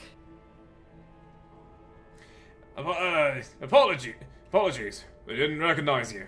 We thought you weren't coming. I don't know you arrived. Huh. Alright, cool. We avoided a fight. Nice, okay.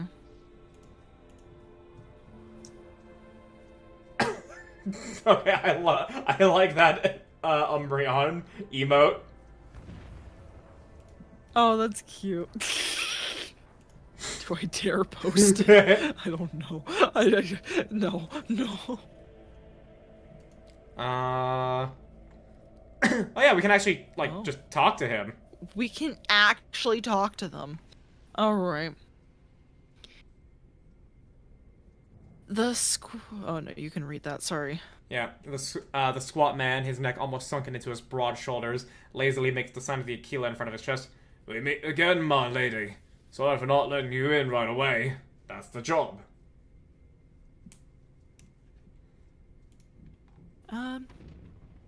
You lead the Moreau regiment, I take it? Exactly right, my lady. I'm this regiment's first ever sergeant with the other guardsmen. High-born and trained. Maybe you need someone smarter than me. But with this lot, I found the knack. You gotta choose your words carefully if you want good results. They're human beings too, after all, and soldiers of the Imperium. Mm-hmm.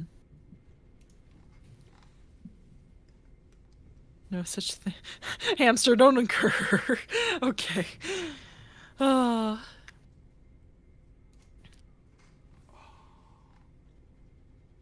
What the heck? We can just say leave Cerberian? So there's clearly another path that we can take there to where it's not just exclusively like keep him alive, but that seems like it's a lot more complex. Yeah.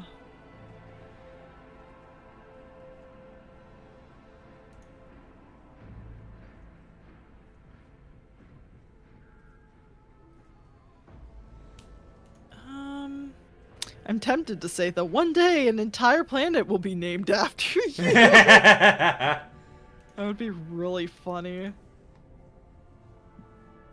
Have you been standing guard long? We just relieved Sarbok and his enforcers. He's a decent commander, keeps everyone in line, but doesn't go looking for things to gripe about. He tries to make himself out to be highborn, though, and my lot can't stomach that. That's why we don't get along better. Oh. Yeah, there we go. We got more evidence. Arjun, what are your thoughts on the current state of Warhammer 11th edition and the orcs being the strongest faction and only getting stronger with each new releases? You're just... I am not the person to be asking this. My response to that information. Damn, that's crazy. Yeah. Me, I'm just like, well, I guess good for them. Damn, that's crazy. Is a crazy statement. Oh my god.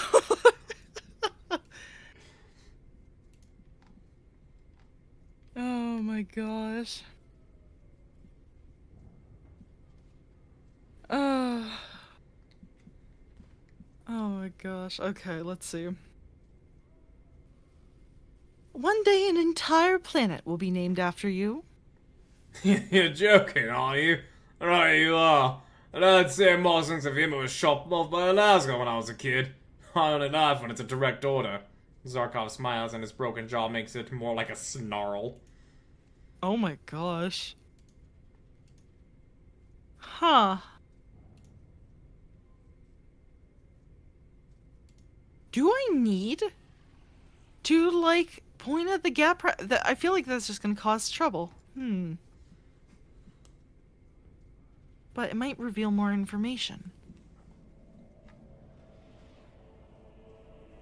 but it might be...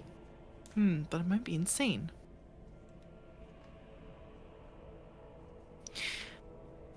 Okay, do you think... Oh, there's the temporal... I just noticed the temporal calculator on the side. Yeah, it's already gone up a Right. little bit. I guess it goes up each time we ask a question. That is all. God Emperor willing, we'll see each other again, my lady. Alright, let's take a look. Okay, so we do still have the journal entries. We do. Okay. Siberian's retinue is divided between life and death. Break free of the chrono anomaly. Call to allies.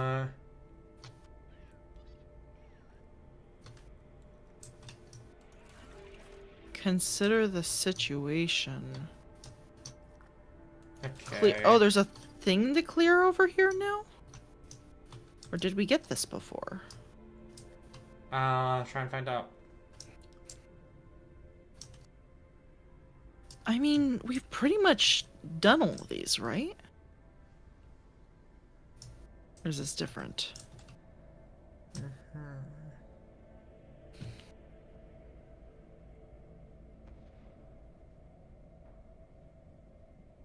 Also, my family and I went out to eat today. It was quite good. I got lobster mac and cheese. Oh, which was good. I got desserts of a flourless chocolate torte with a vanilla ice cream, bread pudding with ice cream, apple donuts, but no peanut butter? There was basically apple slices inside the donut batter and fried. All those were very good. That sounds delicious. Bro, I know I can't be eaten like that. I know I would actually be the biggest fucking fat ass. We not I am not that fat yet. Oh. Hamster, with how much, like, how often you eat ice cream and how decadent it sounds like your ice cream is, like, I'm sorry if this sounds mean, but I wouldn't have put it past you in that way there, because I did genuinely read it as I'm sorry if that's too mean. Oh, yeah. No, part of me was like, oh, you're on vacation. Surely you'll indulge more. I'm sorry. I feel like that was meaner than what you said. Bread pudding is my favorite dessert. Fair. It is. Bread pudding is delicious. Look, I'm gonna be honest. I would eat that too if I saw that on the menu on vacation. The metabolism is strong in this one, and I barely gain weight. I'm envious. Good. I know. Ah. I need to actually be fucking diligent if I don't want to be fat. Yeah. I can't just be like, oh yeah, you know, I'll be a little, I'll get a little extra caloric here and there and end up being fine. No. I mean, I should probably do something more dedicated. I mean, I'm taking advantage of the fact that I'm 6'2" and it distributes well. So, but I'm not gonna lie, I should probably exercise more regularly, besides just the, yes, you went up and down the stairs 5 or 6 times today because of customers and your work. Yeah. I eat like I'm 350 pounds and weigh around 220. There we go. Yeah. That's good. You know what? I'm envious, but not in like a malicious way. That's good. Well, no, just don't let that catch up to you. Remember, envy is wanting what other people's have. Jealousy is wanting them to not have it. That's fair. Oh, wait, no, wouldn't it be reversed? Jealous would be what? No, envy is I want what you have. Jealousy is I don't want you to have that thing, typically coupled with I want it instead. I feel like it should be reversed if knowing what I know, but I might be confused. I'll look it up later. I'm not gonna worry about it now. Alright. should absolutely exercise too. I plan on taking a long walk after every meal when I'm at school. I mean, it's easy, or at least I always felt it was easier to do that when I was at school, but just mostly because the campus was so large. I take very enthusiastic walks. Yeah, exactly. All right. Gave Oh, we're Arjun the just allowed Mechanicus in this section time. of the Horace. Horace. No. Oh, hi. Yeah. Oh yeah, so Laria. Oh, okay. Stop. I won't let you see father. I mean, the Lord Captain, until you explain yourself to me. A woman in light armor seizes you by the elbow. I know it's probably she grabbed me by the arm, but I can't help but think she takes me very light daintily touches me on the elbow or something. Not the elbow, I know.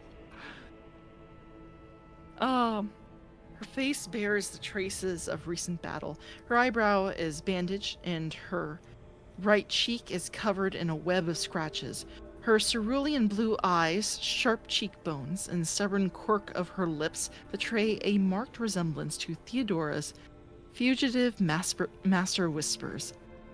I'm Laria Voigtvir, seneschal and close ally of Cerberian von Valencius. I will be right back. I'm getting a little hungry, so I'm just gonna grab a quick snack. Go ahead. You allowed me to eat during stream. Best I can do is allow you. Yeah, I will be right back. Also, I showed Arjun the Horsey flow book chart, and which was something. Yeah, no, that's been helpful. I made a little mental list of which books I'm after. And so, but unfortunately, I checked my game store. They do not have the books I was looking for. So that's either going to be something I refer to the PDFs you send me, or I go ahead and I buy it online or something else. But I can wait on that. We're still in Horse Rising, so yeah. But man, I don't know why. It was just... I got to the part where Horace is just... So, the main character of the book, Loken, who's a Luna Wolf, who's been graduated to the level of the Mournival, it just experienced his first warp entity possession, basically, and he doesn't know how to explain it because to him spirits don't exist, right? No, the demons are just a bad bedtime story, but we are in the Imperium of Man and we know better and everything like that. But after he experiences this, his whole worldview is rocked and he doesn't know how to explain it. But Horace comes in, sits down with him, and he's like, ah, yes, it's the warp. And he said, Loken is asking him all these questions well, but I've dealt with the warp before with psychers and stuff like that, and that doesn't make any sense. And it's well, you know what? The Emperor has a plan. What is the Emperor's plan? I have no clue. I don't know why. It was way funnier than probably it was depicted than how it should have been read, but it was just hilarious to Hannah and I when we got to that point. So yeah. Horse is being a bold guy. Yeah, no, I guess it's just bold guy things to joke around about not having any clue what your father is doing and won't explain to you at all, and just having to deal with that, this mistrust and stuff like that. Gotta dip, have fun smiting heretics or whatever. Okay, Nara, I'll tell Lucky that you said bye. Oh, Big E is a huge dick. Yeah, I've realized this. I realized this a long time ago. But it's just, I don't know why. It was just really funny to me to just be watch Horace jump from very casual, to like a bit of a bit of a crisis to like I don't know, back to casual again. It's like dismissive. It's so silly.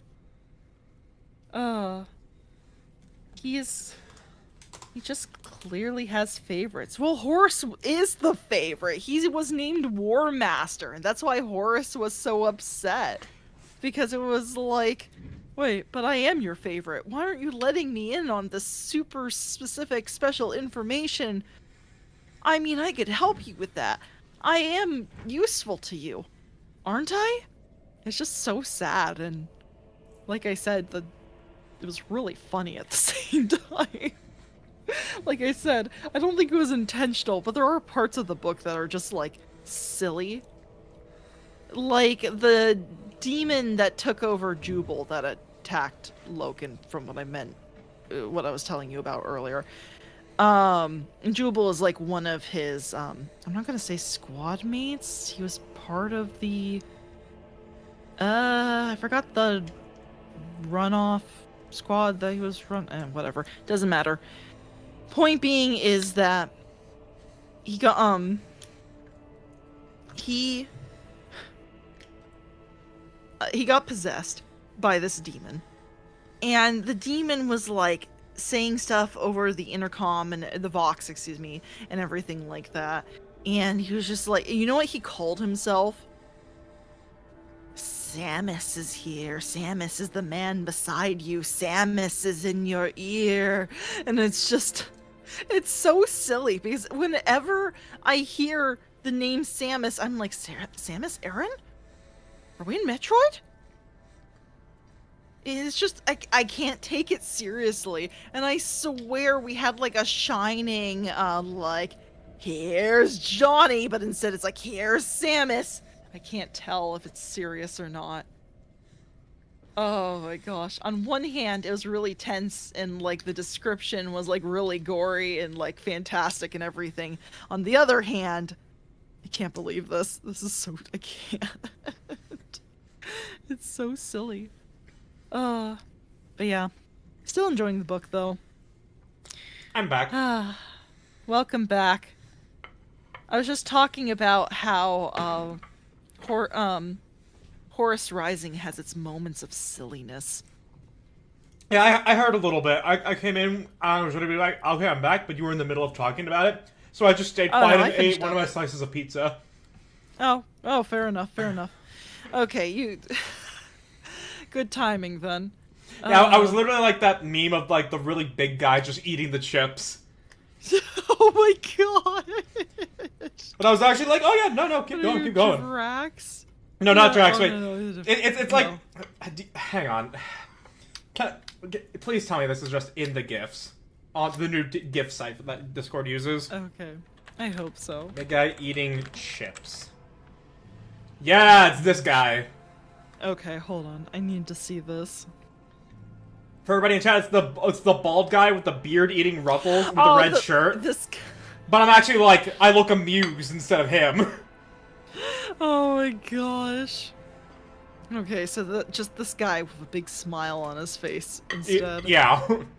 Or maybe just a amused smirk because the bird lady doesn't quite know what she's talking about. Oh no, like, I haven't read any of the Horus Heresy books, so you know more than me on that case. I just know, like, I know the lore that I got from, like, listening to podcasts. Mm-hmm. Well, I am enjoying it so far. The prose is beautiful, but like I said, it's just silly. We also just had a moment where we were pretty sure oh gosh, the book does actually make us care about characters. We were so convinced we were gonna lose more remembrancers. Mm-hmm. And just the relief when one of them survived was just kind of like, oh my god. Oh. I don't know, because when you first meet them, it's just kind of like, oh, these busybodies type of thing. They're like annoying and whatever, and then it's like as it goes on, it's like, no, wait, They're cool. It's like they're normal people though. They're interesting. They've got Novelists writing likable characters? What a thought. I know. Oh. Arjun, show him the chart.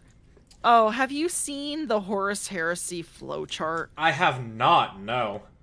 Okay, apparently, I didn't know this, and this helps a lot. There is a Horus Heresy flowchart. So, if you want to get into Horus Heresy, but you don't want to read literally everything, and just want to get to your favorite interests, then there's a flowchart you can use. Shall it? Shall it? Yeah. Alright, I'm sent. Hold on.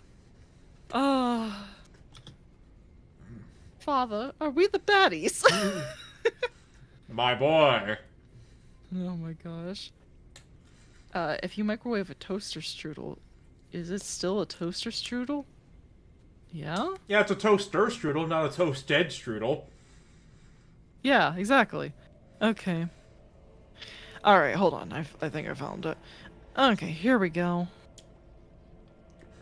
I'm so reminded, though, of, like, the pigs in Shrek just saying, toaster strudel, yeah. Yeah! Oh my gosh. Alright, here we go. Is this the one? Hold on. Is this the one? I just want to make sure this is the one where it has all the ones you can scroll over. Because that's the one I want you to have. Because that one is cool, and it explains stuff, and you don't need to, like, zoom in too much on anything. This is a different one. Hold on, this is not the one I was looking at the other day. Yikes, hold on.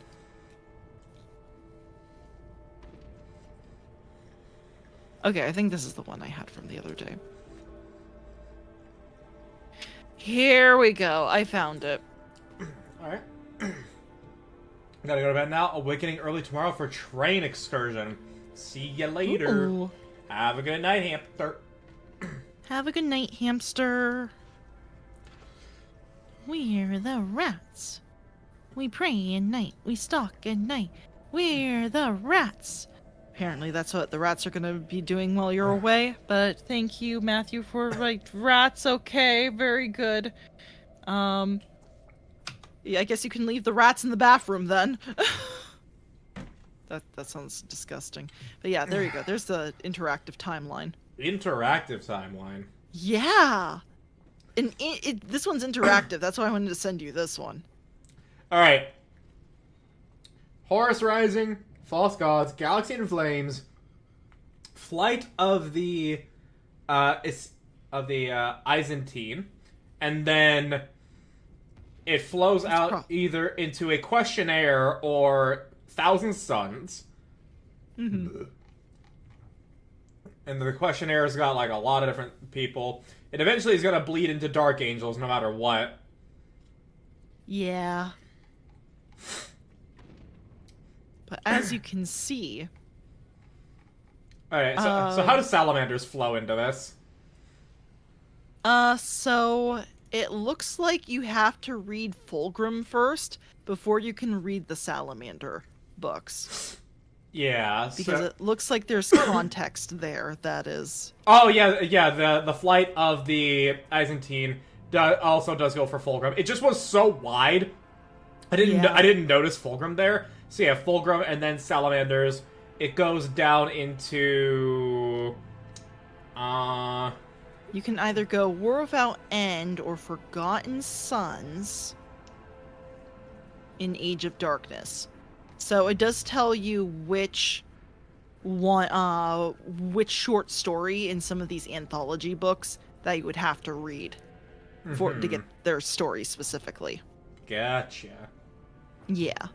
And so thankfully it doesn't tell you, yeah, you gotta read the whole flippin' book. It tells you, oh yeah, it's this story in this specific book type of deal, which is sick.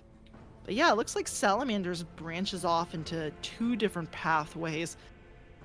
But you have to then read Unremembered Empire. Oh hey, it's by Dan Abnett. He's a really good author.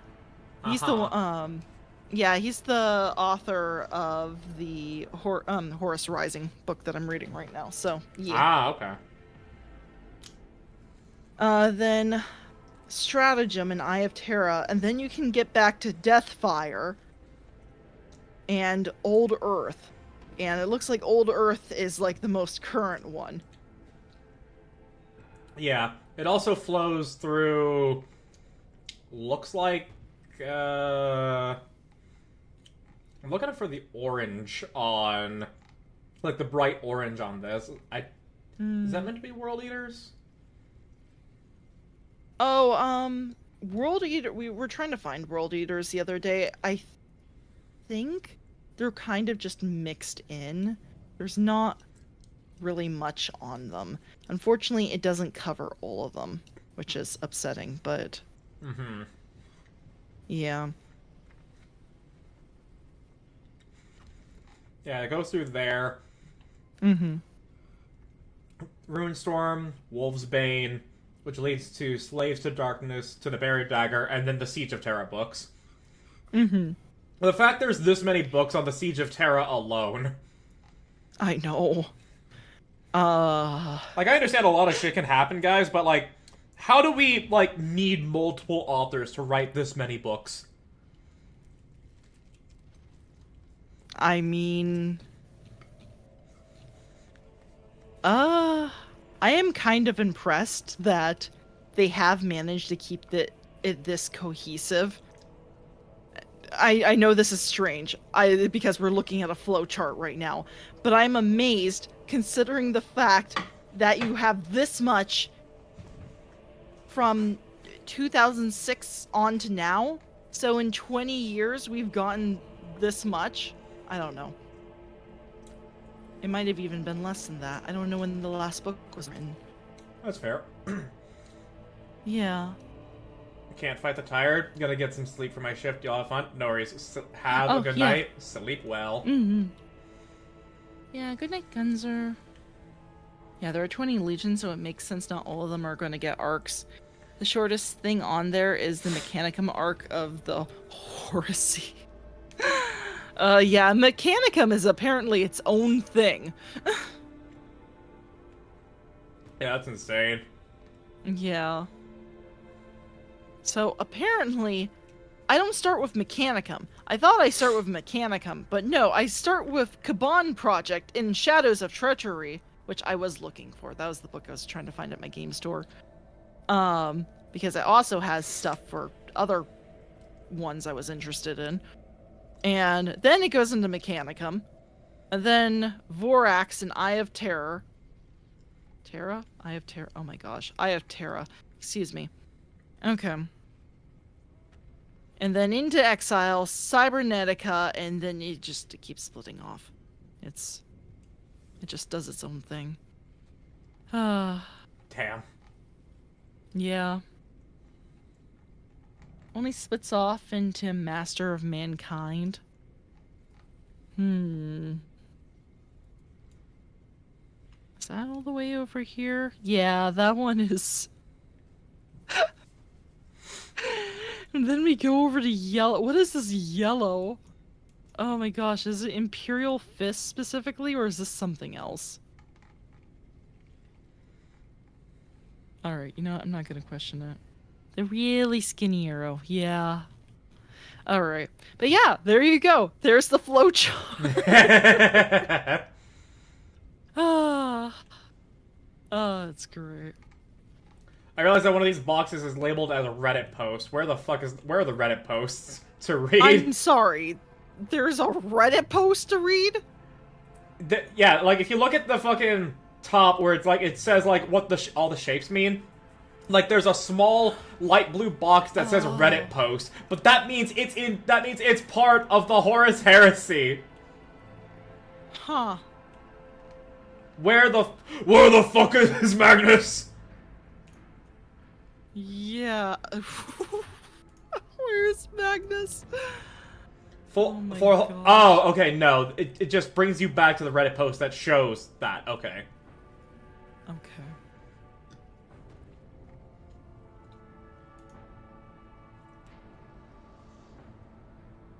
Yes. I mean, the Luna Wolves and the Thousand Suns kind of travel along the same.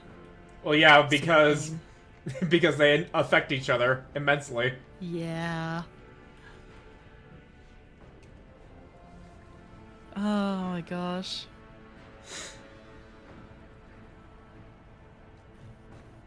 I'm gonna apologize in advance. You know what's gonna happen? I'm gonna end up, like, reading through, like, the first 3, skipping the flight of Eisenstein, going over to trying out, like, going through Mechanicum, and then, like, going back and forth between them like I normally do with my books, until none of them I make any progress on them anymore. And I will try not to, because I am enjoying this stuff. This is why I'm having Han hold me accountable, and by this I mean I'm reading it to her, and this is this is my plight to get her into Warhammer too. Yeah. The burning of Prospero and Magnus getting his... I don't think I should read the rest of that. Alright. Shall we finally go back to Rogue Trader? We shall. Alright. Oh wait, what happened?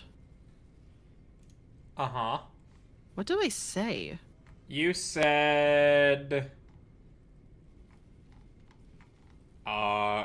You didn't say anything. It was just a continuation of dialogue. Oh. Okay, I see. Wasn't expecting an army, but only you arrived. Let me guess, I'm about to hear some bad news. Though her words sound like a question, there is only weary resignation in them.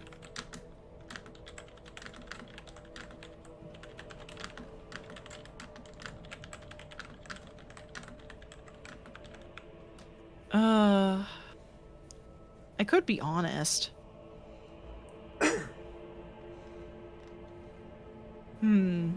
But if I'm honest... Is that not good? Oh, his back was broken? Okay. Okay, it's just... there's a specific string of words there that doesn't sound quite right, okay? Oh yeah, we know what the innuendo was. Yeah.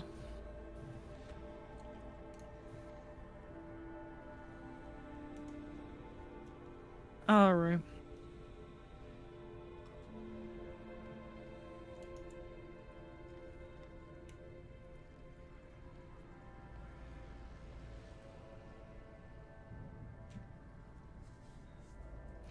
I mean, I could just continue the ruse, right? Yeah, probably. Yeah, because I have one. I thought the reinforcements were already here. I too would like to know what happened to them. Yeah, no, because then I can get us back on track, I think, with this. I thought the reinforcements were already here. I too would like to know what happened to them. That is unfortunate. Her eyebrows knit together as she frowns. Unfortunate that thus far we have been forced to rely on Drivestem's forces. Based on your meager information, I assume you were not the one leading the troops. The fate of the reinforcements and your kinsmen should concern you as much as it does me. Look for any clues, check the outpost, and ask the Moravians. I will speak plainly. Right now, making yourself useful is more important than making excuses. I'm gonna present the evidence. The Gaprak offspring is dead. Laria listens to your story with almost pained concentration. As the picture becomes clearer, her expression goes darker. Alright, that's checked. Then... Okay... Find the killer. Then the coincidence... Okay. Okay, so we're still looking for this. So Magnus is a Luzo, so is Peter Turbo. Horace Logar Mortarion and Fulgrim. I mean, I don't know. What does our resident heretic have to say about that? I mean, I think a joke that someone said on a previous stream, I don't know if it was this one or a Rogue Trader stream, Magnus did nothing wrong. He just had to do nothing, and he did it wrong. Yeah. Oh my gosh. Perturabo, ultimate hater. I don't care if Chaos wins, I just want to see the Emperor lose. Gotta love it. Horus, daddy issues. Yeah. Lord- I'm getting lots of daddy issues. Lorgar, bitch ass. Mortarion, I actually don't know much of the Death Guard story. And I've looked up a little bit. It seems like he's also kind of a victim in this situation, but in the end he did choose to, choose Nurgle, so it's kind of like a tragedy type of thing, but it's like you did this to yourself. I don't know. It feels like that with Angron too. I have no idea though. You guys can disagree or dispute me on that. With Fulgrim, I actually get Anakin Skywalker vibes from what I know about his story. Like I do too, actually. Like, it was just in his nature to end up like this. It's not even like a matter of he was corrupted or lied to. It's just, given his pursuit of perfection, who better than to turn to than the ultimate seeker of perfection? Mortarion is the biggest hypocrite. That might be true too, honestly. I have not read anything for him first, so I have absorbed this through YouTube videos, but from what I know of Mortarion, even though he was trying to get Glorial for himself, for the looks of it, but unfortunately, it kind of seems like the Emperor kind of came along and, like, took that and put him in his place, and he's just kind of been stuck in a position he hasn't liked. Like I said, I don't know. It's kind of a tragedy, but give Virus Spawn to loser. I don't know who Rylanor is though. I only vaguely know. I'll send you a link. I'll send you Rylanor's Last Stand, a song by Stringstorm, who've done a really amazing 40k songs. Alright. Very good. Yeah, first off, here's Rylanor's Last Stand. And then...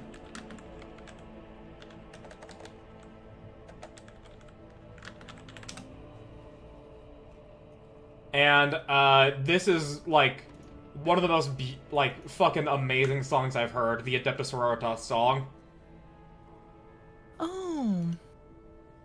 Hold on. I know you haven't sent me that one yet. Okay. Yes.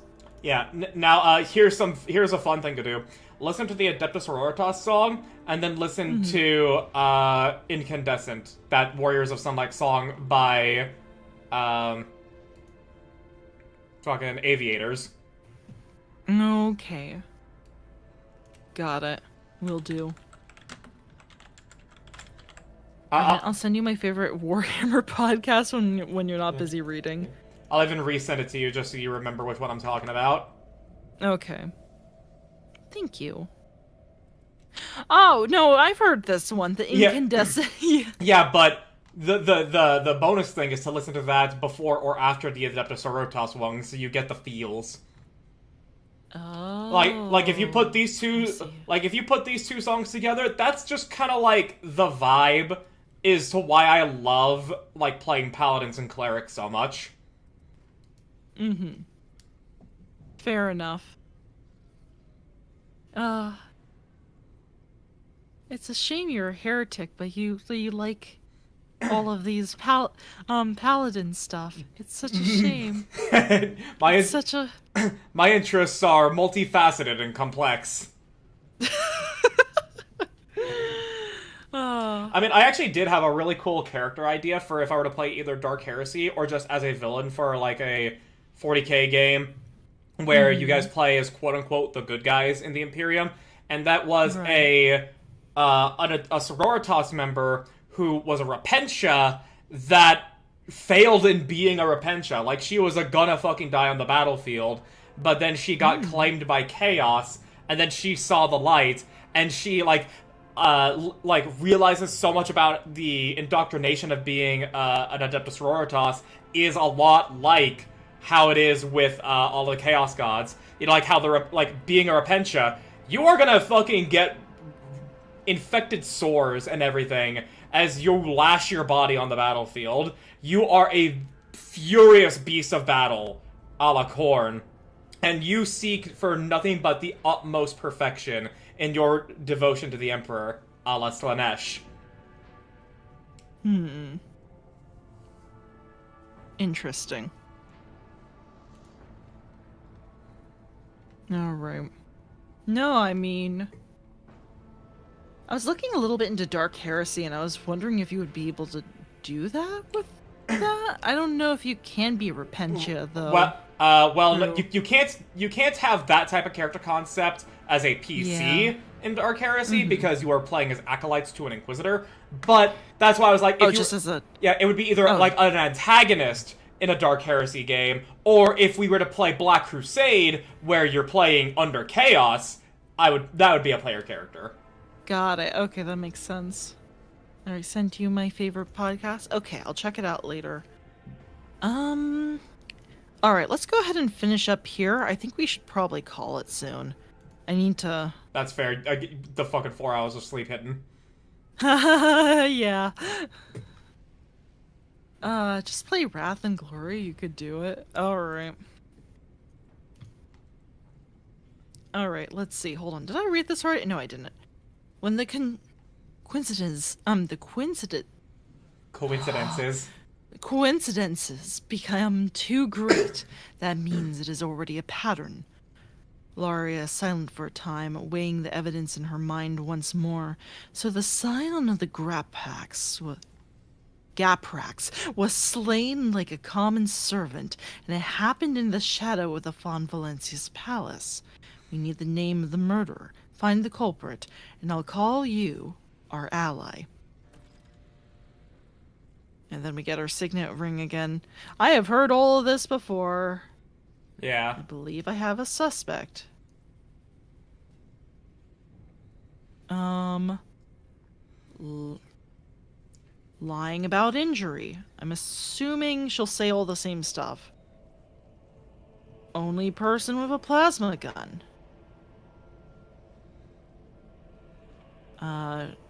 Has some links to earn himself a noble title.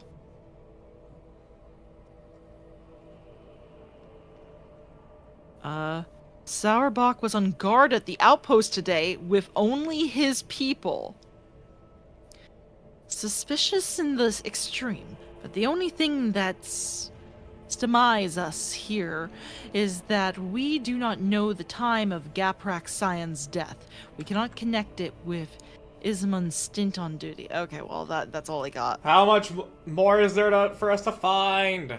Well, we didn't talk to, what's her name yet, so I think we should probably talk to her next. So, we'll see that. Yeah. Wesley! VIP rat! Hey, yo. Hold on, I need to do this right now. Hold on. Oh, I didn't play the sound, but I'm glad I saw it. Got another VIP rat on our hand. Yes. Could be the Rat King on the block. Along with... Who else do we have? Lurkar and Ravax. And Snow, too. Excellent. And I guess Luca is also considered a VIP. Alright. Alright, let's see. Add new.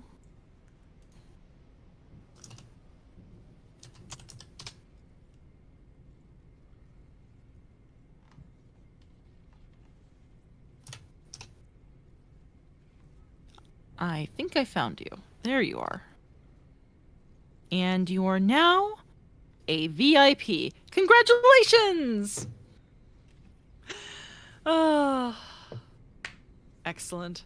All right, sorry, I had to do that real fast. That's a lot of points to spend. All right. There you go.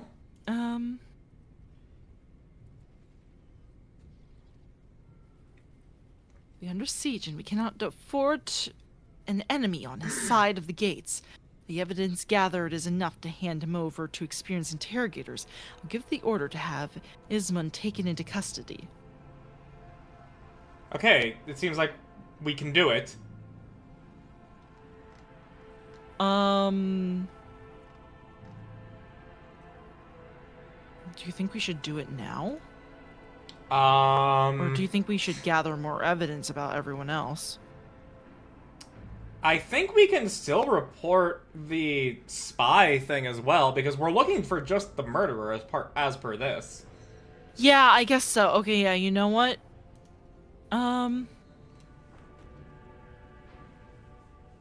The murder of my kinsman must be tried without delay. The seneschal issues an order over the Vox to take Sauerbach into custody and send interrogators to him.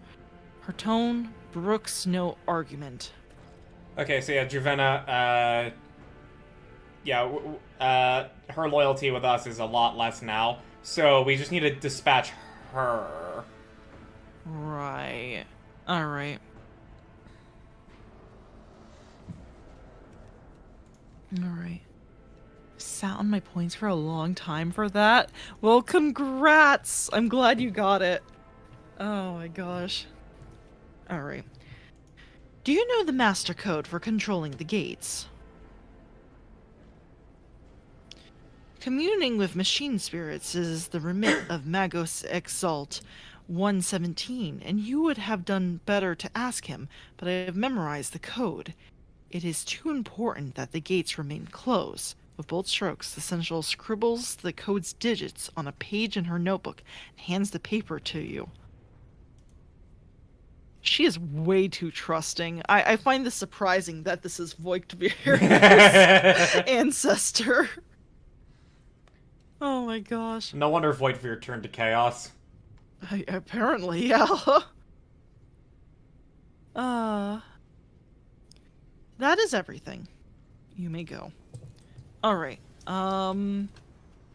we still have some time before, let's see. Where is...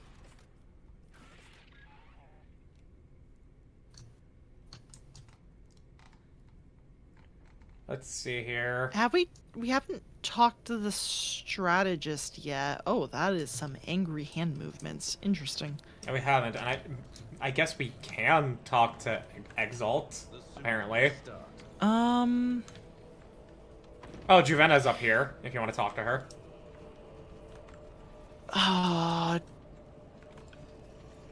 Everyone in the center over here, actually. Do you think they control the gates? Because we should let them know to do the thing. Oh, wait, hold on. I didn't click on her! Alana to servants of the Golden Throne. Oh! Coordinates to strike the main headquarters. 406.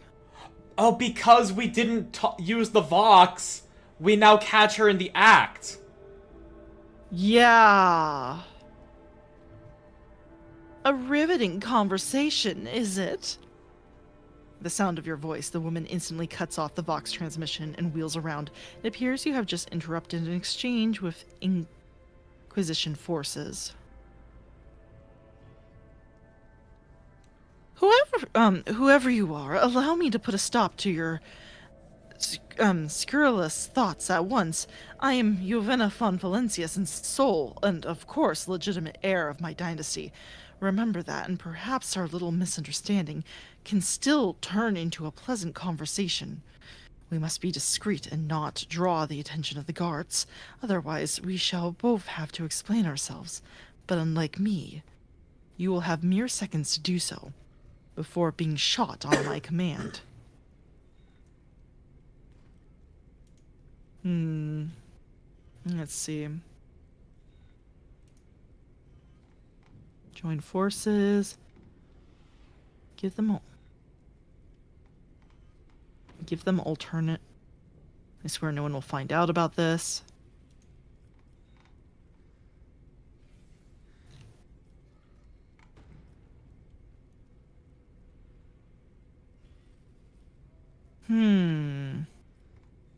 I wish that was higher. I wish we could persuade her to... Yeah. But we don't have that. Yeah.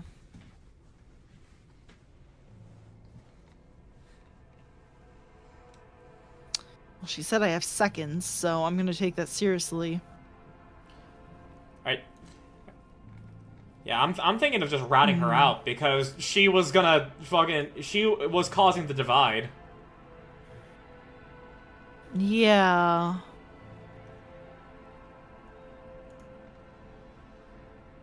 I'm just trying to figure out how to do that because part of me thinks, can I like say I actually want to join with you and then tattle on her basically when she gives... it says number 5, in the name of Siberian, you will be executed for treason. Oh, that's fair. Alright.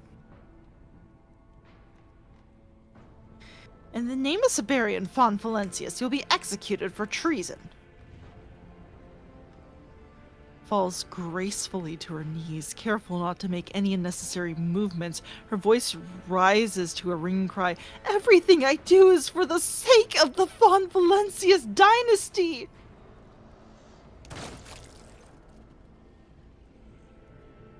Oh, that's just... you just execute her on this. She falls down dead, her arms flung wide. She makes no sound, but the shot echoes all around the vicinity. I'm gonna get shot myself. She's ragdolling, but it looks like she's twitching because of that. Oh my gosh! A few seconds later, you hear the heavy footsteps of people running. A breathless Laria Voigtveer, escorted by enforcers, is rapidly ascending the wall. In the name of the God Emperor, what is going on here?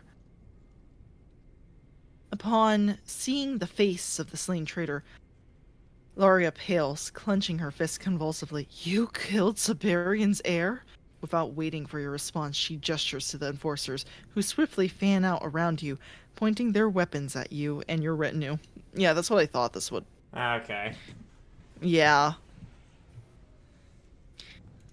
In the name of the Emperor's anointment, Siberian von Valencius, I, Seneschal of the dynasty Laria Voigtveer, sentence you, traitor, to death.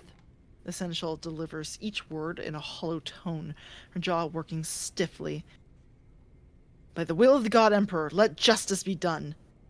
The world is plunged into a sea of gunfire that tears through your flesh, and the last thing you see before darkness falls to Laria's angry, desperate gaze. Yeah.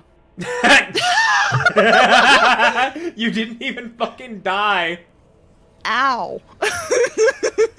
That's all it was. Okay, so... Yeah, I didn't think it was that one. I kind of was thinking, like, trying to decide between, like, oh, do I play into it, be like, oh, no, I want to join her, and then, like, rat her out after I find out enough information against her. Or, like, I give her the ultimatum of, like, tell me why. Wrath and Glory mentioned. Really? I don't know. Okay, it is late though. Yeah. I say we probably hold off for next time. That is fair. But I think I know how to go through this, honestly. We know how to handle this time loop. Yeah, I think I know how to handle this time loop. I'm glad we did decide to find her first, though, because my first thought was, hey, I'm just going to tell everyone to move out of the center. That too, yeah. Yeah. Alright. But we're gonna call it a night because I probably need sleep. Not even probably. You do need sleep. Yeah, I'll get plenty of sleep tonight. I don't have work tomorrow, so I'm good. Okay, good. You Which saved. is... Yes. Alright. Alright, it's parlor time. Okay. So. Good night then. Yeah. Oh, good night then. I what, know. What awkward timing. Oh, wait, hold on. Hi, Sorty! You didn't even recognize one of your own friends in the chat. I know. Okay, I'm sorry. Your name is Red, like Dragon Sage, and Dragon Sage was talking about Wrath and Glory, so I was like, I don't know, maybe it did get mentioned in the dialogue. That's kind of funny. But no, funny enough, Sorty, I have resources I got from Dragon Sage, if you were interested in any of them. Yeah, Sorty was also interested in running a Wrath and Glory game, so... Cool. Yeah. But yeah, no, I decided to end here because I'm running on 4 hours of sleep, and I think Connie's is sitting in call, and so I wanted to touch bases with her real fast. Yeah, no, I blended in. I have camouflage. You do. You guys do. Okay, there was once a time where everyone had red names, and then Sylphie had pink, and it was just a sea of red with just one little pink name. Oh. When the world is full of Knuckles, be the Amy. That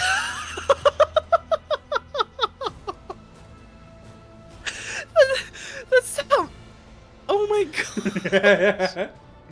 That sounds like one of those... There was a few memes for a while, I'm sure you would know this, where it's just... Somebody would just make a meme template with, like, Sonic on it, and it would just be the most... It would either be the best information you've ever heard or the worst, and most of the times it leans towards the worst. It was like that on purpose. But one of the famous ones was just, don't trust anything you think after 2 a.m., which honestly... Yeah. You see, I think I know the same image reference, but the only one that comes to my mind is, damn, these bitches gay! Good for them! Good for them! Good for them. Yeah, see? That's what I'm talking about. Perfect. Hold on.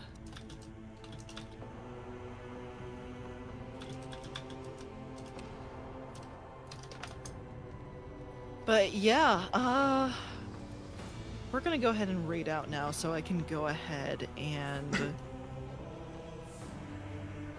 I don't know. Fix my brain. Maybe. That sounds like... Not that it's gonna happen, but it's a nice thought. Yeah, just fucking crash the fuck out. Yeah. Alright, let's see here then. Do we have any targets? I haven't raided into Neon in a while. He is doing 14. Ooh, okay. I know you were playing 14 the other day, so yeah, he would be an excellent target. Yeah, okay. Alright, very good. I need to do Wrath and Glory solo because I gotta apply myself to really remember the rules. Oh, sorry. Is it that complicated? I don't know how complicated it is, but a great method I learned from Mutants and Mastermind Sortie, just make like 10 fucking characters and then read how their actions interact with combat. Mm-hmm. Yeah. 10. Okay, that's fair. That is a good option. Yeah, that way you can answer every question your players have for character creation. Oh my gosh. Alright, you know what? Good advice. That's very good advice. Alright, let me get the raid messages that's up and wrong. running. Oh, I'm just not in the right spot at all. Okay, here we go. There we go.